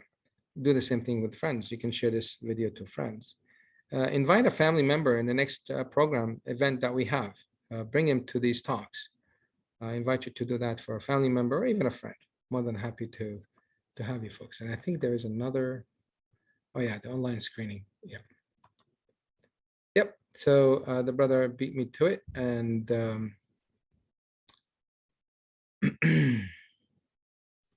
and this is the link for if you want to take advantage of this program. You can initiate it by taking the next step by doing a consultation. You go to relationary.com, MHS, mind, heart, and soul, and that will walk you through it. So just to give you a quick synopsis of what we do at Relationary, just a quick introduction. We are evidence-based. We do everything in evidence. There is no hocus pocus stuff. We don't do any guesswork. We don't do, it's all professional, qualified, and licensed coaches and counselors and clinical psychologists. We do assessments. We have a good variety of assessments that we do here, and we approach things from an Islamic value and guidance. So some of the things we do: clinical psychology, counseling, psychotherapy, educational and development. If your child is having difficulties in their school or their performance in school, more than happy to do that. We do assessments to children, adults, and at any age. I mean, from starting from age 3, I think, or age 4 onwards. Working with couples, we have also the employee assistant program. We do coaching, we do training. We do supervision programs, also an advisory. We do workshops and trainings. But now with the MCO, the workshops and trainings are on hold for a while. And inshallah, this MCO gets better and moved out of our way. And inshallah, we go back to that. Our team, we have operations and services. The services is just what I mentioned earlier. And we have the operations as anyone else. So this is basically our team. This is the team I have at the center. We're 10 plus people. Maybe 15, I'm not sure, I didn't count last, but we all work together, and we are stationed or located in Sunway Geo, which is across from Sunway Medical Center in Sunway in Bandar Sunway. And you can contact us online, or you can go to our website to go to contact us, or you can let me go to, I thought I put it there, hold on a second. Or you can take a note that you can contact the admin, 014 excuse me, 418-8213, or you can send me a message directly to my phone, 012-744-3349, or you can send me an email, and I'm more than happy to address that. So it's my time up, I believe, is it? Or do I have time to present the MHS program? I think there's still a bit of time before Okay, we excellent. give the Sheikh, inshallah.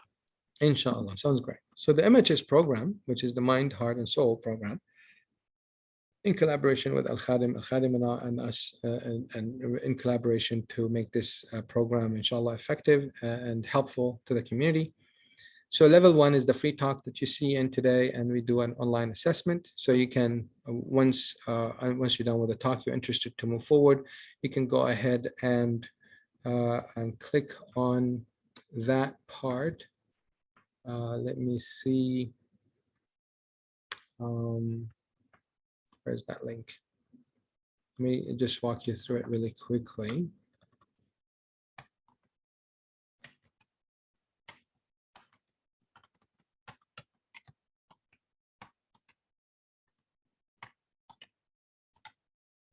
So you go to this website, this page, you can read, you can go scroll by, it tells you an introduction and FAQs, or you can just directly fill in the screening form. Once you come here, you can say referred by others. You can leave that as is, and you go to next, and it's going to say MHS, and it's from PAC, and you click next. So basically, the first part you don't need to. You don't need to do anything, you just press next. This is just to show you about our confidentiality, limits of confidentiality.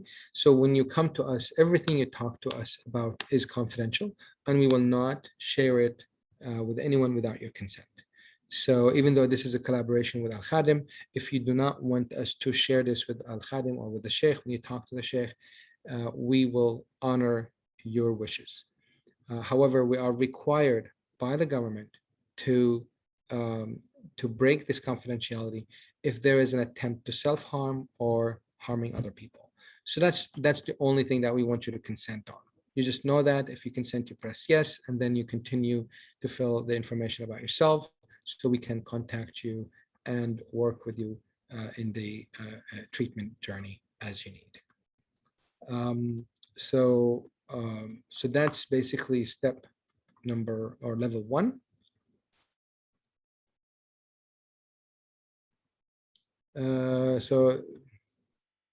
Okay, so Brother Ammar, there's a question here, but the example was frozen, couldn't see the way to fill the online assessment.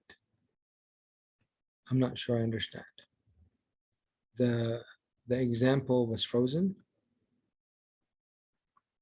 Probably the share screen wasn't Oh, it was something wrong, was not it? showing it. Oh, Yeah, subhanallah, because I'm not sharing it. Okay, let me do that again. I see. Oh, I'm not sharing it. Let me go to new share. Okay, let me share this one. Okay, so let's do it again. So you click on the, when you go to relationary.com MHS, thank you for the feedback, by the way, I appreciate that. So when you do that, you click here, you can go scroll down and you read a synopsis and introduction about the program. And if you're interested to start this program, you can fill it, click on that button, fill the screening form, and this is going to bring you to this form for Relationary. So referred by, keep it to others, it's automatically there. Just press next, and then it brings you to here. Okay, can you guys see my screen? Maybe not. Yes, inshallah. You can see the Google form, is it? Yes, you can see that. Yeah. The online application. Good. So this one is the referral name is MHS. Don't change that. Keep it as such. The referral contact is also keep it as PAC, which is a standard for AlKhaadem. And then you click next, and then when you click next, that's what I was talking about earlier. But the limitations of confidentiality, everything is confidential. It's just that we need to meet the government's requirements. So once you click yes and you consent to that, you click next, and then you fill in the information about yourself. You tell us about who you are, your contacts, so we can put you in our system so you can book a consultation to see one of our practitioners. So thank you for pointing that out. Okay, great. So going back to the slides, so that's level 1.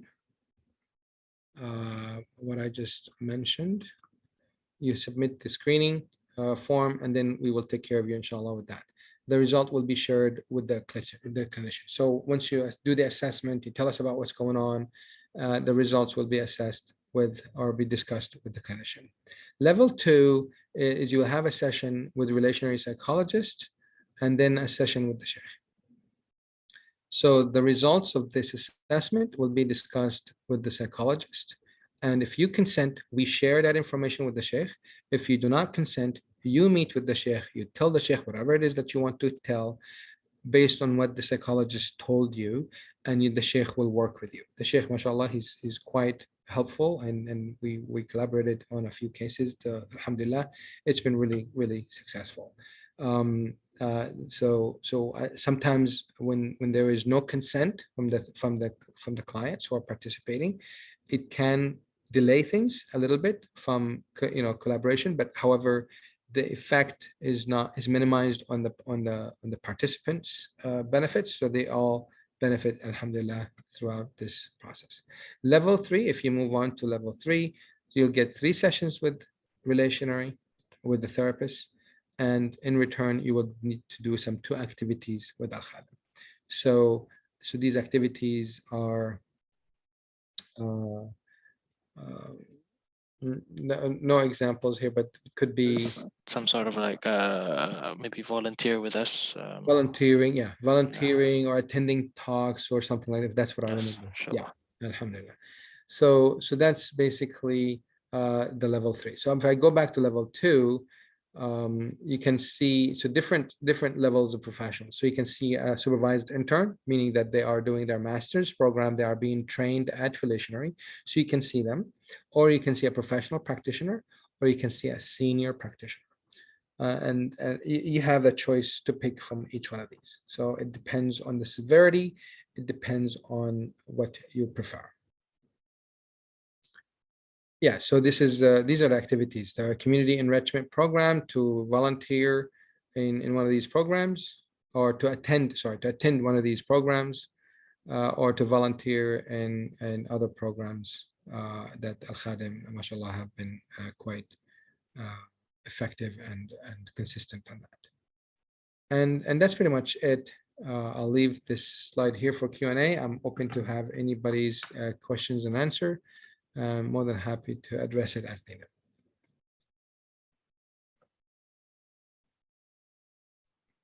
Again, if anyone has any questions, you may unmute yourself and ask, or just ask them in the chat box, inshallah.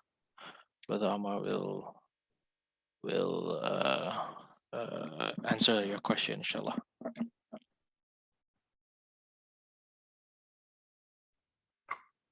Looks like there aren't any questions. So maybe we can proceed with Sheikh Hussein to give some. Oh, okay. There's one. Salam, Brother Amar. What about PTSD after miscarriage? Yeah, absolutely. That's a traumatic event. I mean, that's the loss of connection, feeling, the world is not safe for my child, and how am I going to be able to have another child? That's a traumatic event. That's an overwhelming change. I'm expecting a child, it didn't happen. Oh my God, what kind of world am I living in?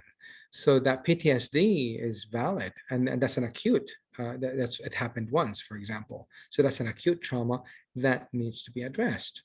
We cannot think it's just qadar and there's no impact on us. Yes, it's qadar. We accept qadar. Has nothing to do with that. But we need to be mindful that this impact is going to cause us to adapt unhealthy towards the world. We might get angry at the hospital or the doctor, or whenever we go to that doctor, or we go to social media and bash these doctors or this, whatever it is. And that's not a healthy adaptive reaction. So, I mean, that's a very, I mean, this is a common PTSD cases that we work with.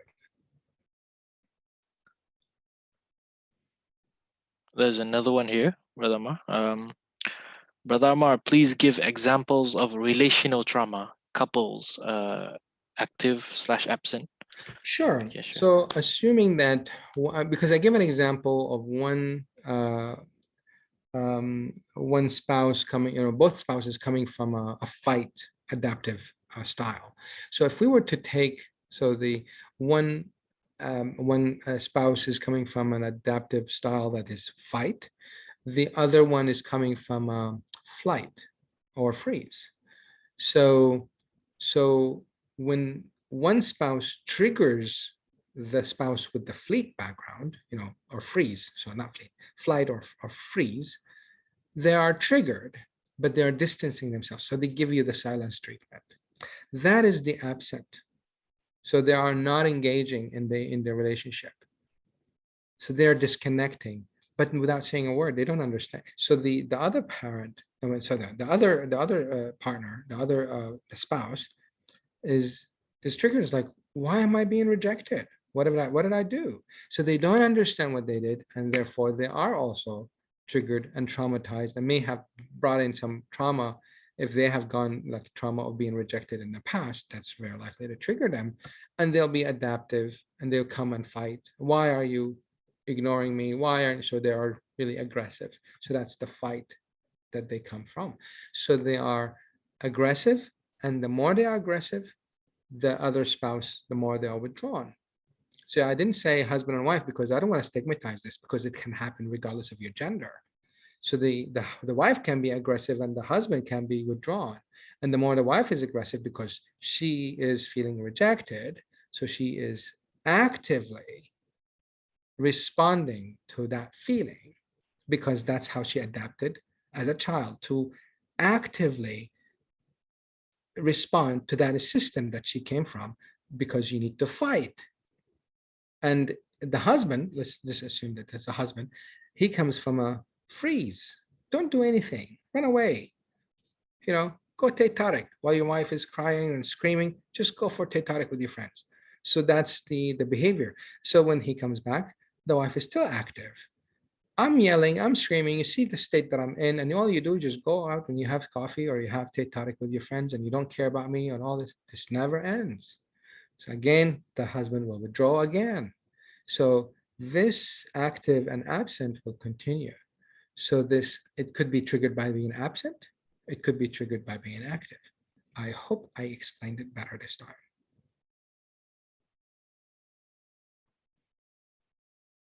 So silent treatment, when the Prophet ﷺ said, if you're angry, be quiet, it doesn't mean, it's not, this doesn't say that you ignore your spouse. It's not, that's not what the Prophet is saying. He's saying, you know, if you're angry, it's not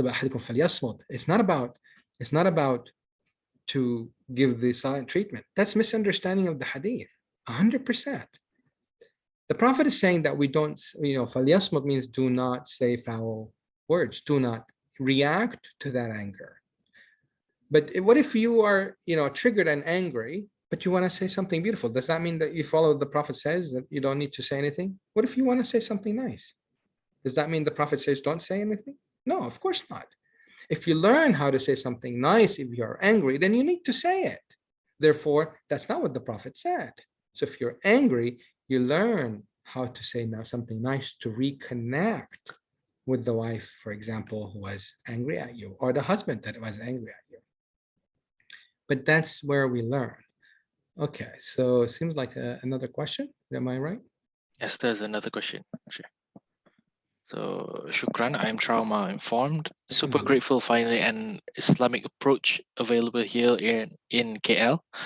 However, would the Relationary also provide PTSD therapies for failed IVF treatments? And number two, paralyzing feelings to work and generate income. I'd like to recommend to a few people I know. IVF is what? IVF, if I'm not mistaken, let me check. I Something don't want to assume, to be honest. in vitro fertilization. I think it's something to help with getting pregnant, I think, if I'm not mistaken.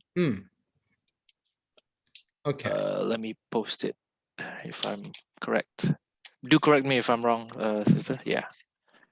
The answer to that is yes. We do offer, we do help. Yeah, got it. Thank you. Yeah.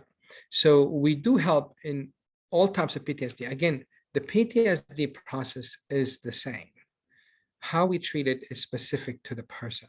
So the practitioners that we have, they work with our clients based on that experience. So we learned to work with PTSD regardless of the trigger. So the process is very effective regardless of what's triggering it. But again, we are, you know, as practitioners, we're mindful of the solution is not gonna be the same for all of them. So, but the process, the initial process at least, is pretty much the same. And the derivation of how things develop and how the treatment goes forward is also very specific to that incident. So the answer to that is yes. Paralyzing feeling, or I mean, I learned something new today, is this IVF is good stuff. I'm learning IVF treatments, but we do have actually some cases from the past is relating to birth and relating to miscarriages and also divorces and all that. It's all causes some kind of PTSD. So yes, in terms of the feeling, you know, paralyzing feeling to work and generate income, absolutely. And we have, you know, experience in that. We have the proper knowledge, and alhamdulillah, we've been really good in giving positive results to people. How do we handle treatment for those out of state, not based in KL? So, okay, that's a very good question. At Relationary, alhamdulillah, we have online services. So we do have clients actually from around the world. So we have clients from Europe, from America, from Australia, you name it, alhamdulillah. And also across Malaysia, we have had that before. Currently, we don't have any active clients from around. If I remember correctly, I think we do. I think we have some in Sarawak. So we do have this service that we do it online. It's much more a stronger connection between the therapist and the client if it's face to face. We prefer that. But if they're not able to be physically here, they can do it online. Also, we do have handicapped clients that they can do it from home, that they're not able to come here, so we can do it online as well. So you don't have to be physically. We prefer that, but if it's not possible, we have the means, alhamdulillah, to make that connection online.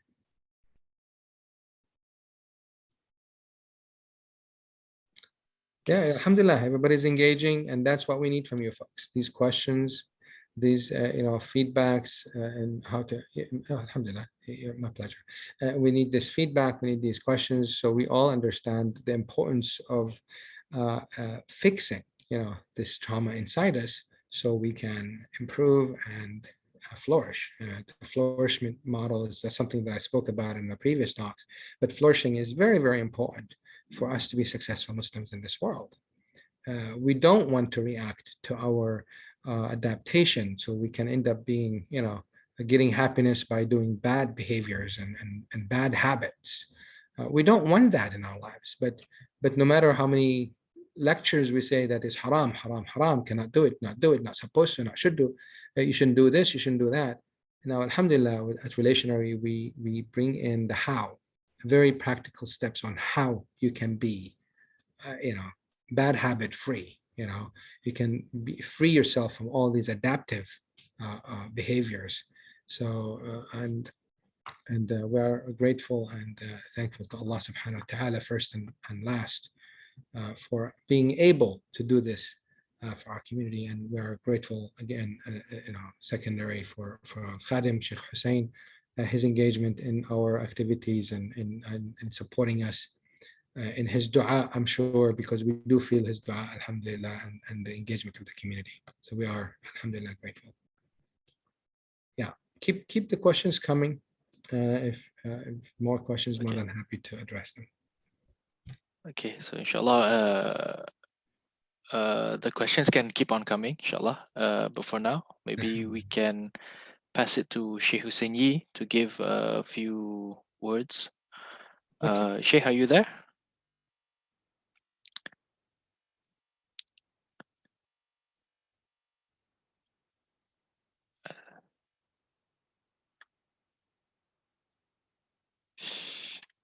Sheikh there? Yes. Assalamualaikum, Sheikh. Waalaikumsalam warahmatullahi wabarakatuh. Ahlan, Izzat. How are you? I'm good, alhamdulillah. Very good. You feel better? I feel better. I was not sick. Working from home, inshallah. Okay, yes. Are you going to open the video, Sheikh? Or no? What do you think? It's okay to on my video? Up to you, Sheikh. Really up to you. Just 1 second. Okay, inshallah. Hello? Okay. Hello?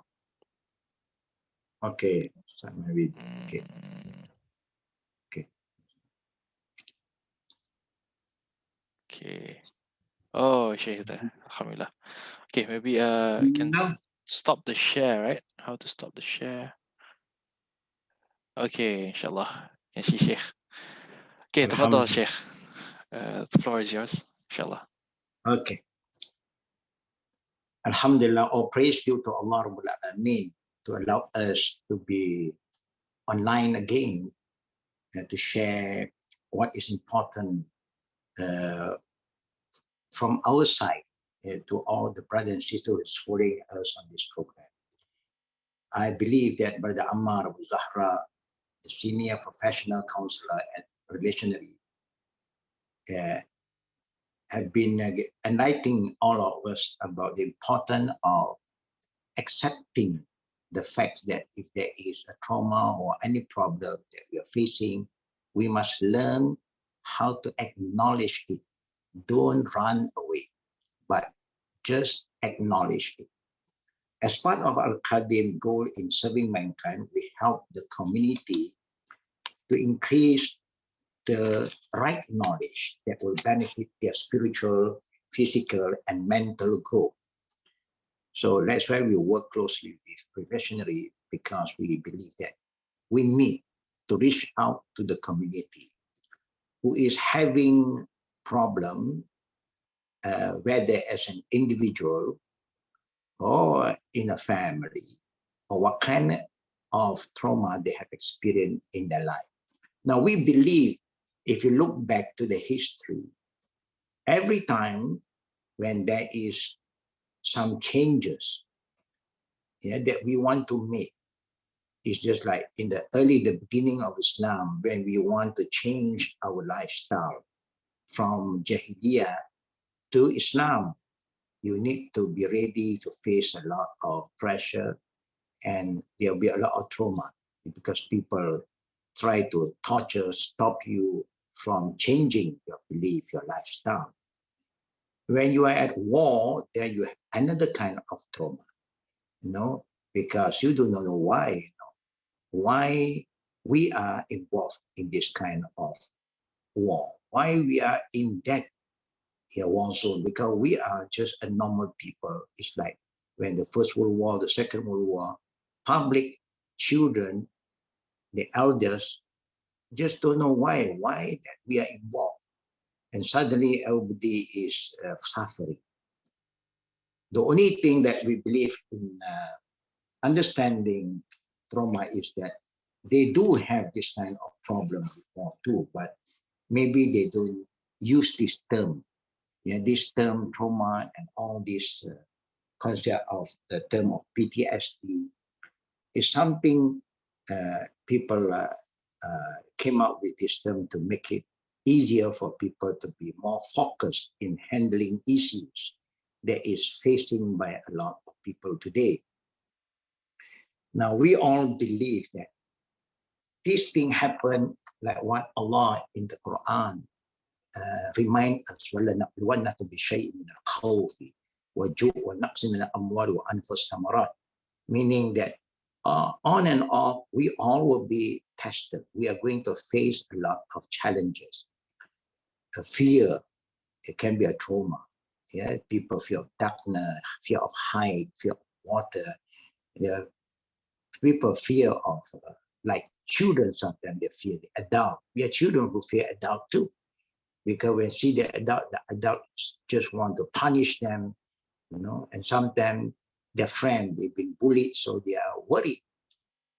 All this kind of trauma is common, in reality, in life. Nobody can escape.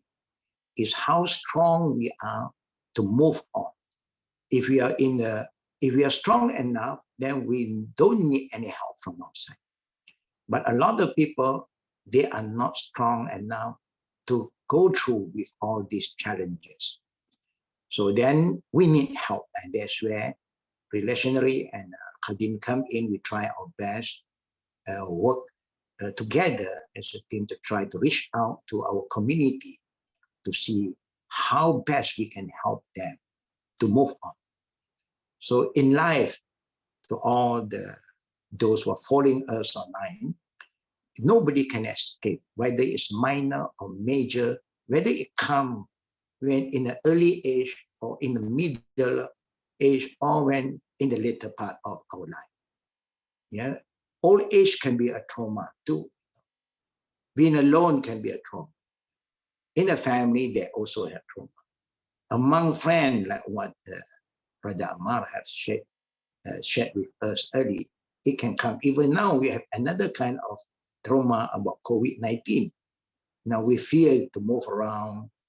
We fear that we may be the victim of COVID-19 and so on. But we believe that with the right knowledge, the right guidance, and with the right environment, it will make it easy for all of us to move on. What is important as a believer, we must be ready to accept the qadar of Allah. But for the non-believer, of course, they may have a different way of understanding things. But as a believer, alhamdulillah, we are guided by our qada and qadar, this last article of faith. No one wants to have any bad experience in life. Just an example of what is happening in Gaza today, these few days. it is really another trauma for a lot of people. Were talking that we are going to have more peace from time to time. Suddenly, the peace that we are dreaming of turned into another war zone again. So we try to develop, we try to move on. Each time when we want to move on, something pulls us back. Yeah, so this is also another kind of trauma. But Alhamdulillah, the thing have changed with all the technology. People are more exposed. People who went down to the ground, who went to visit Gaza before, will understand the reality of what is happening on the ground. And it's a trauma, especially for children. Children was born, their life is full of play. Allah said, "Innamal hayatud laibun." Lives begin with play. There is the fitra of the children. But now, with the situation that we are facing, the children in Gaza or the Palestinian, they just don't understand what is going on. Why they have to go through all this suffering. Why they cannot be normal to play around, be happy like other children. Yeah, just an example. And the people, the old age, the woman, why must they go through all this? If there is a problem, let us face it. Yeah, I mean, properly. Let us, if that's why in Islam they say, if you want to have any kind of engagement, you engage with those who are involved directly. You don't just attack the public example. This is just my sharing, my feeling towards what is happening around us today. The world is facing one trauma of COVID-19. Everybody is living in fear now. And the second now, we have another war going on. Na'uzubillah. But may Allah Almighty, open our heart, our mind, open our eye, our ear. Whatever problem, when we encounter, if we can solve it within ourselves, do it. And if you have guidance from Islam, follow the Islamic guidance. Then you will see that at the end of the tunnel, there's always light.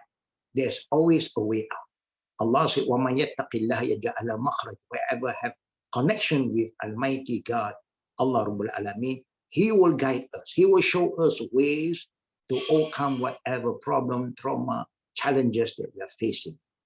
But we must be connected. Either if you're strong, you connect direct to Allah. That is the first most important thing.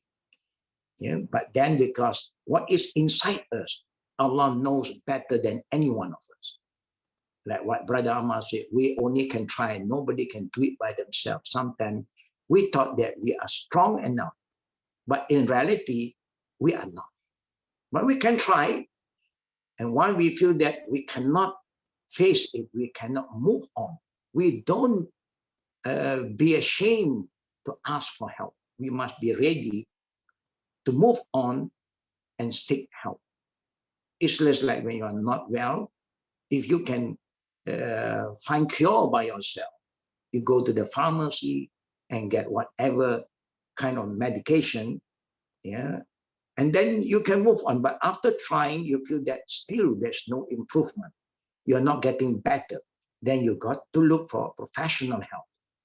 That's where Relationary comes in, and we AlKhaadem will try our level best to assist whoever needs our assistance.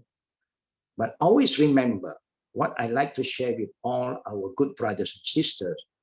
Don't think that you are alone. There is always somebody there who is ready to help you. Only you must acknowledge whatever problem that you're facing, and you must be humble enough to ask for help. A lot of people who are having a problem, they are shy to ask for help. They don't want people to know that they are having problem, disorder, they are having depression, and they have a lot of other issues, personal disorder, and then they create problem for the family. But of course, the first thing we always remind parents, parent is there to protect the children, to give the best, the comfort. If the parents fail to do that, then the children have to seek help from the outside, the people, no more from inside, because normally we get all the support from inside because they are the closest to us. But if the parents fail to attend to their children's problem, the trauma that they encounter, then the parent also have to help them by seeking help from outside, from professional people. That's how we move on. Don't give up. Never, never give up hope. You have to be a better person, to overcome whatever problem that you encounter in life. Brothers and sisters, there's always a future for every one of us. Everybody can become better. The only thing we must accept is, as a Muslim, we must accept the qada and qadar first. And that's why when something bad happened to us, it's not in our control. It's not what we are looking for. We always want the best, but sometimes in return, we experience something very bad. So the first thing that the Prophet taught us to say is, Qadrallah wa ma sha'a fa'al. Remember this saying, Qadrallah wa ma sha'a fa'al, meaning we said Allah Almighty have the power to do anything He like. So we just have to accept it, and everything that Allah ordained for us, there is always a wisdom behind it. We just have to have that kind of faith, that there's always something good behind or whatever problem that you encounter. Allah Almighty, the Creator, He knows. And sometimes we learn faster by having all these problems. Like what I said again, brothers and sisters, it's very important to learn how to be humble and express ourselves in the right manner, to the right people. When you have problem, if you share your problem to the wrong people, you become having more problems, meaning you are not helping yourself. Because the person who are not professional enough to help you, they will add more problem to you. So you need to seek the right advice from the right people. That's why in Islam, Allah said, Fas'alu ahli zikr in kuntum la ta'lamun. That means you must ask the right people.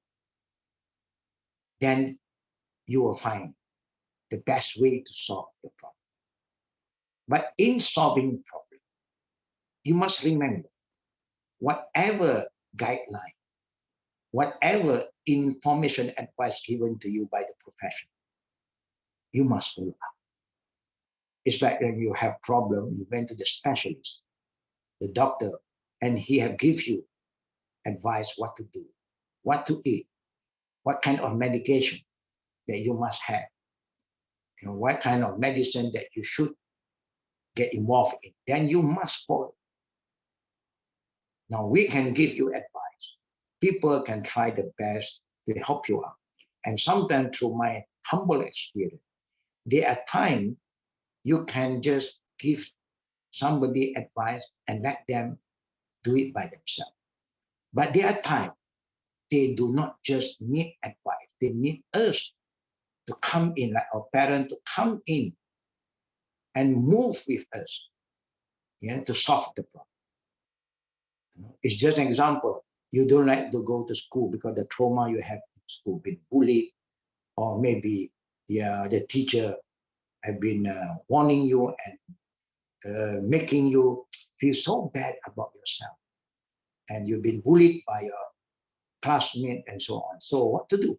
You don't go to school. It's not easy for the parents to say, you have to go, you have to go. The parents have to come with you, bring you to school, stay with you for a while, to give you all the support. There are times people having trauma, they cannot help themselves. They just need extra help.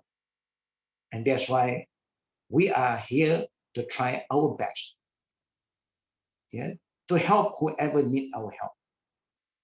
And the same go to Relationary. They are always ready to give any kind of assistance that you need. Sometimes you can do it by yourself, but if you fail, you have to come back to us, and we'll try to see how best we can move with you.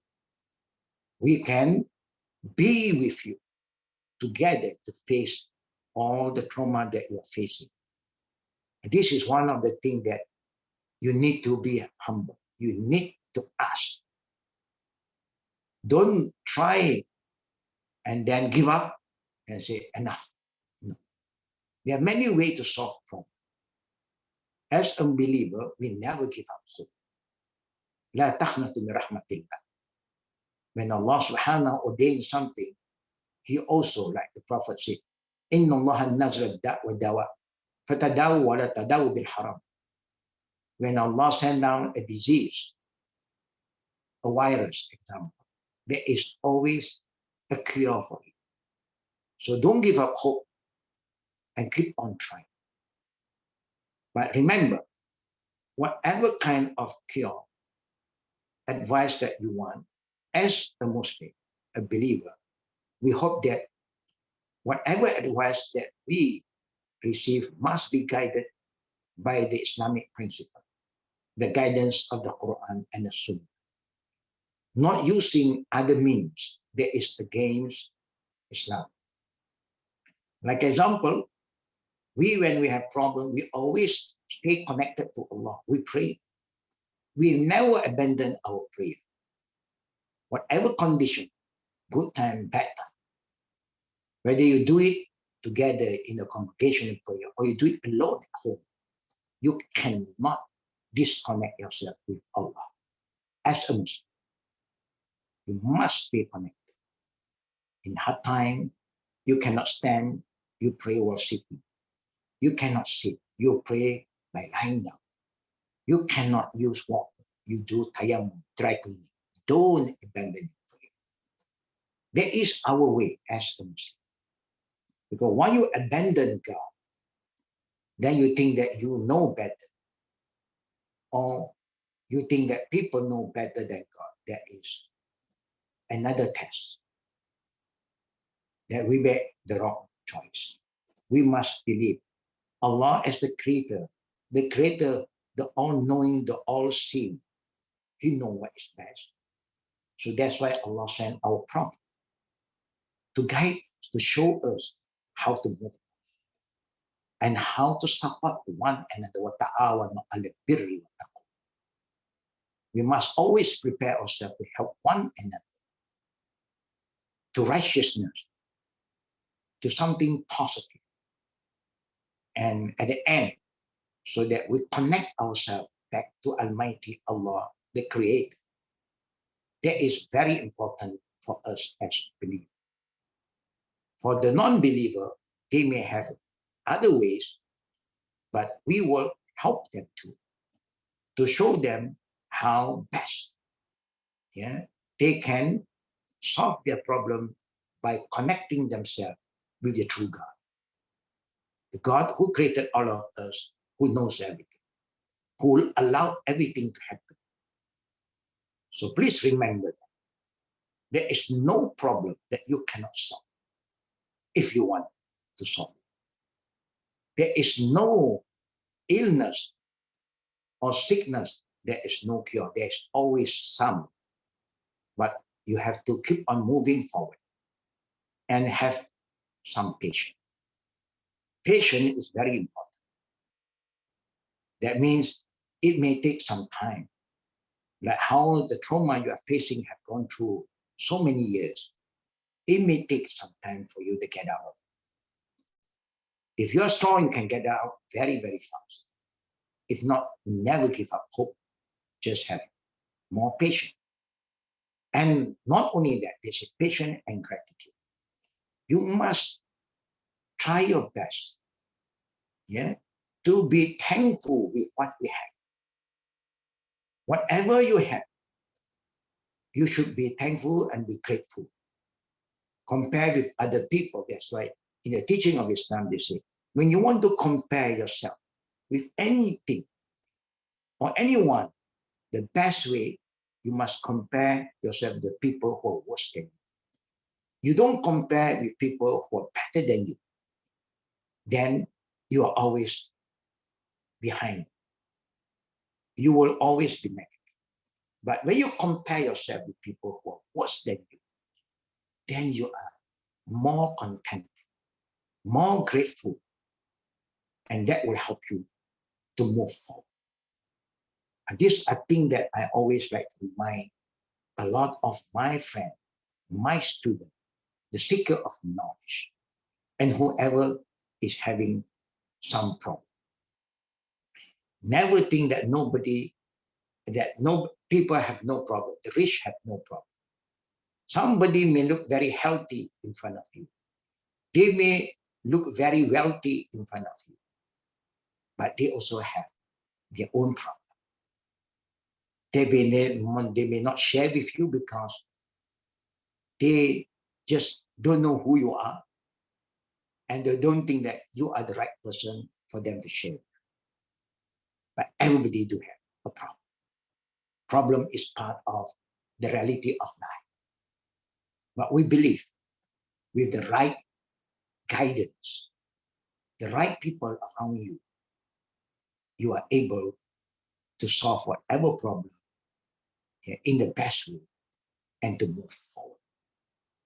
This is what I always believe in until today. We also have gone through. I don't know whether all of you have experienced in a war zone. I have lived in a war zone area.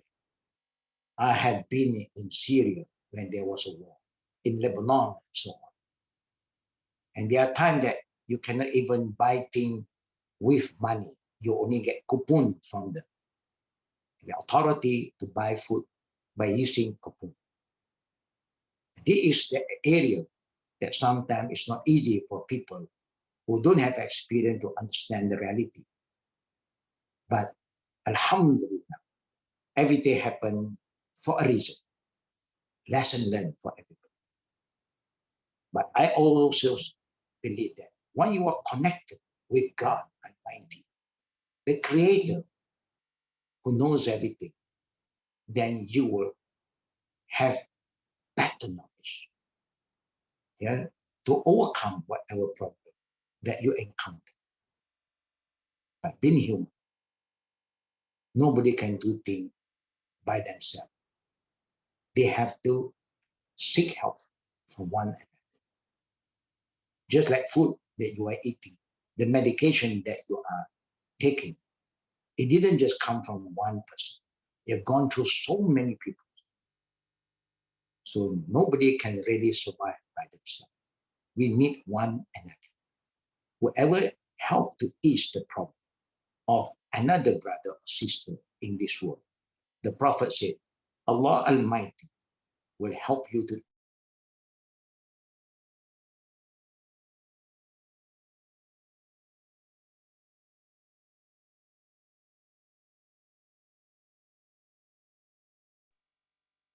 ease your problem. Positive thinking, positive mind, feeling for one another. I'm sure that we all can overcome the problem that we are facing today. And there will be a better tomorrow for all of us. May Allah bless us, may Allah guide us, brothers and sisters.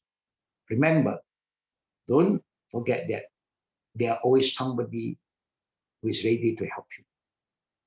Just you must learn how to acknowledge your problem, be humble, and then be connected with the right people. You can seek guidance. There you have the relationary, you have AlKhaadem here, or you have your parent there. Don't give up hope. May Allah bless those who seek help and help one another.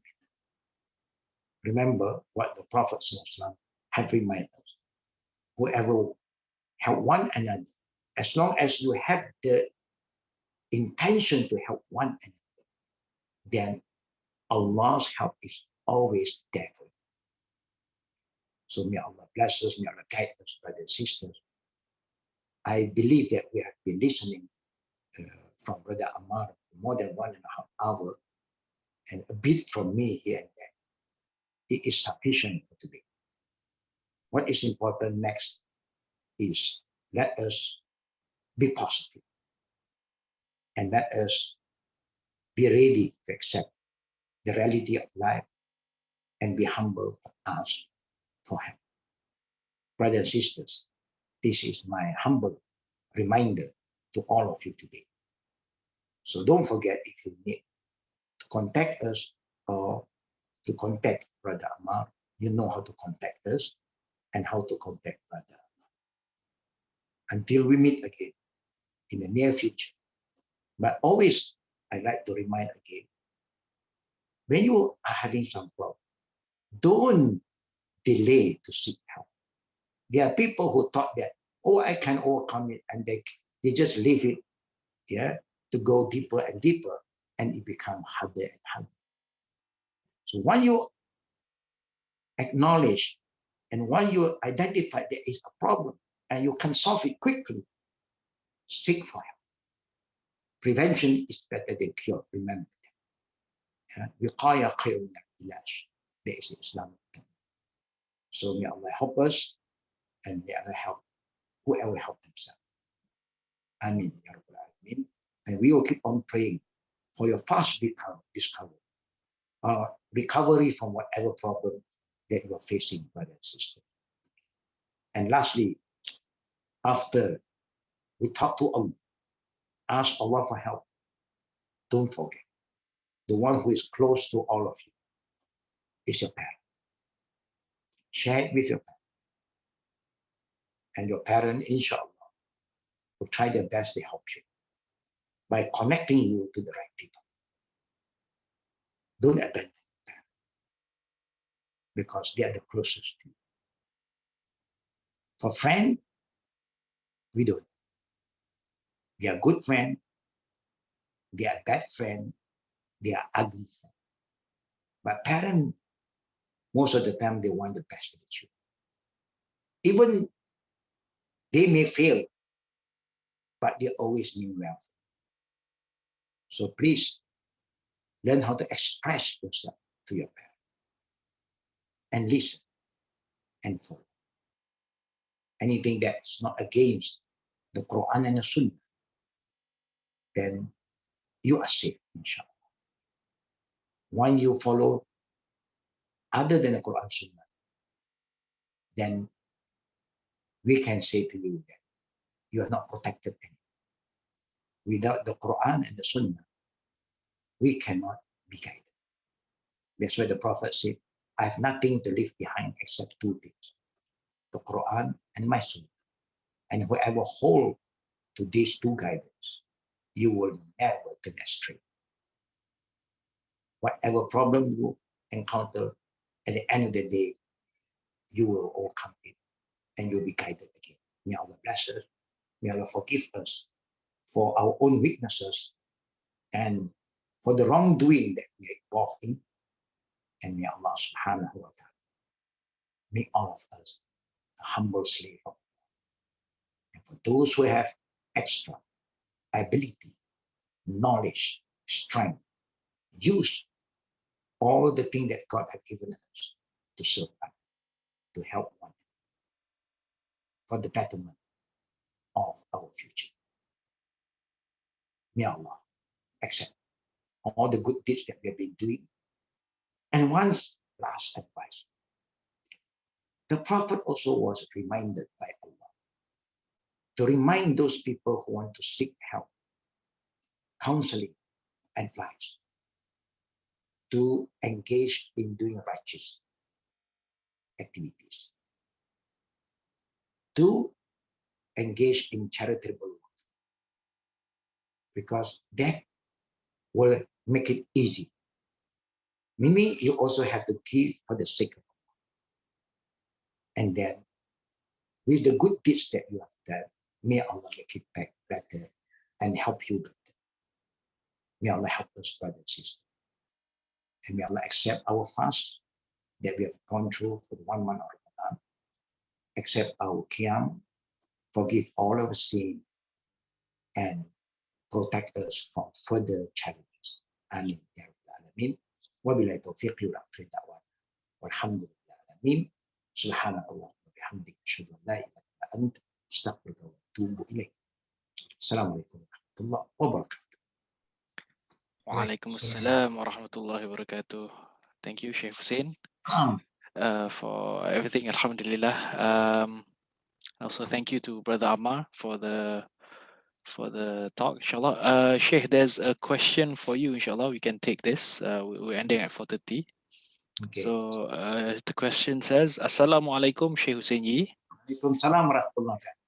Is it Yes. permissible to discuss trauma to others involving people? Is it somewhat a ghibah or namima, or a combination of both when discussing such issues, such as a major sin? Astaghfirullah for my lack of ilm on this. It's okay. Yeah, That's all I very, can ask. very, very good question. Yeah. One day the Prophet ﷺ was talking and asking the companion, do you know what is a riba? So some companion said no. And somebody will say to the Prophet, talking bad about somebody or talking good about somebody. But then the person said, Ya Rasulullah, if what I'm talking or somebody is talking about that person is telling the truth, then the Prophet said, even what they say is the truth, that is riba, because you are not talking in front of the person. The person may make mistake. Yeah. But then you are talking about their mistake. You don't talk behind their back or talk to other party. Then you can help the person by talking about what they do, not in front of them. That is riba. If what you say is not true, that is fitna. Both is harm. It's very dangerous. So it depends. But if you yourself, example, is having some problem, trauma with something, and you want help, and you ask the people who are professional, that is not riba. Because a professional person will keep your confidentiality, your privacy. They will not going to expose whatever problem you encounter to other people who are not involved in helping you. So if a person go and talk about it, of course, then they are committing riba. And if they add more than what you have shared with them, the person who has trauma, then they create another fitna. But normally a professional person will not do that. They'll keep it very confidentially, like how they want it to be confidential for themselves. So it depends. You know, why, if you who are not well, you're facing trauma, and you want to express it to the Prophet, that is not a riba. But if you want to help somebody who asks you for help, that is not a riba. Yeah. So, but if you just want to talk about it, of course, then that can be a riba. So I would make it short. Before you want to say anything, if you want to be sure, you can just get some advice from us to check whether what you want to say is riba or not. It's just an example. Your friend is having a problem. You do not know how to help him, but he has shared the problem with you. But you want to help him.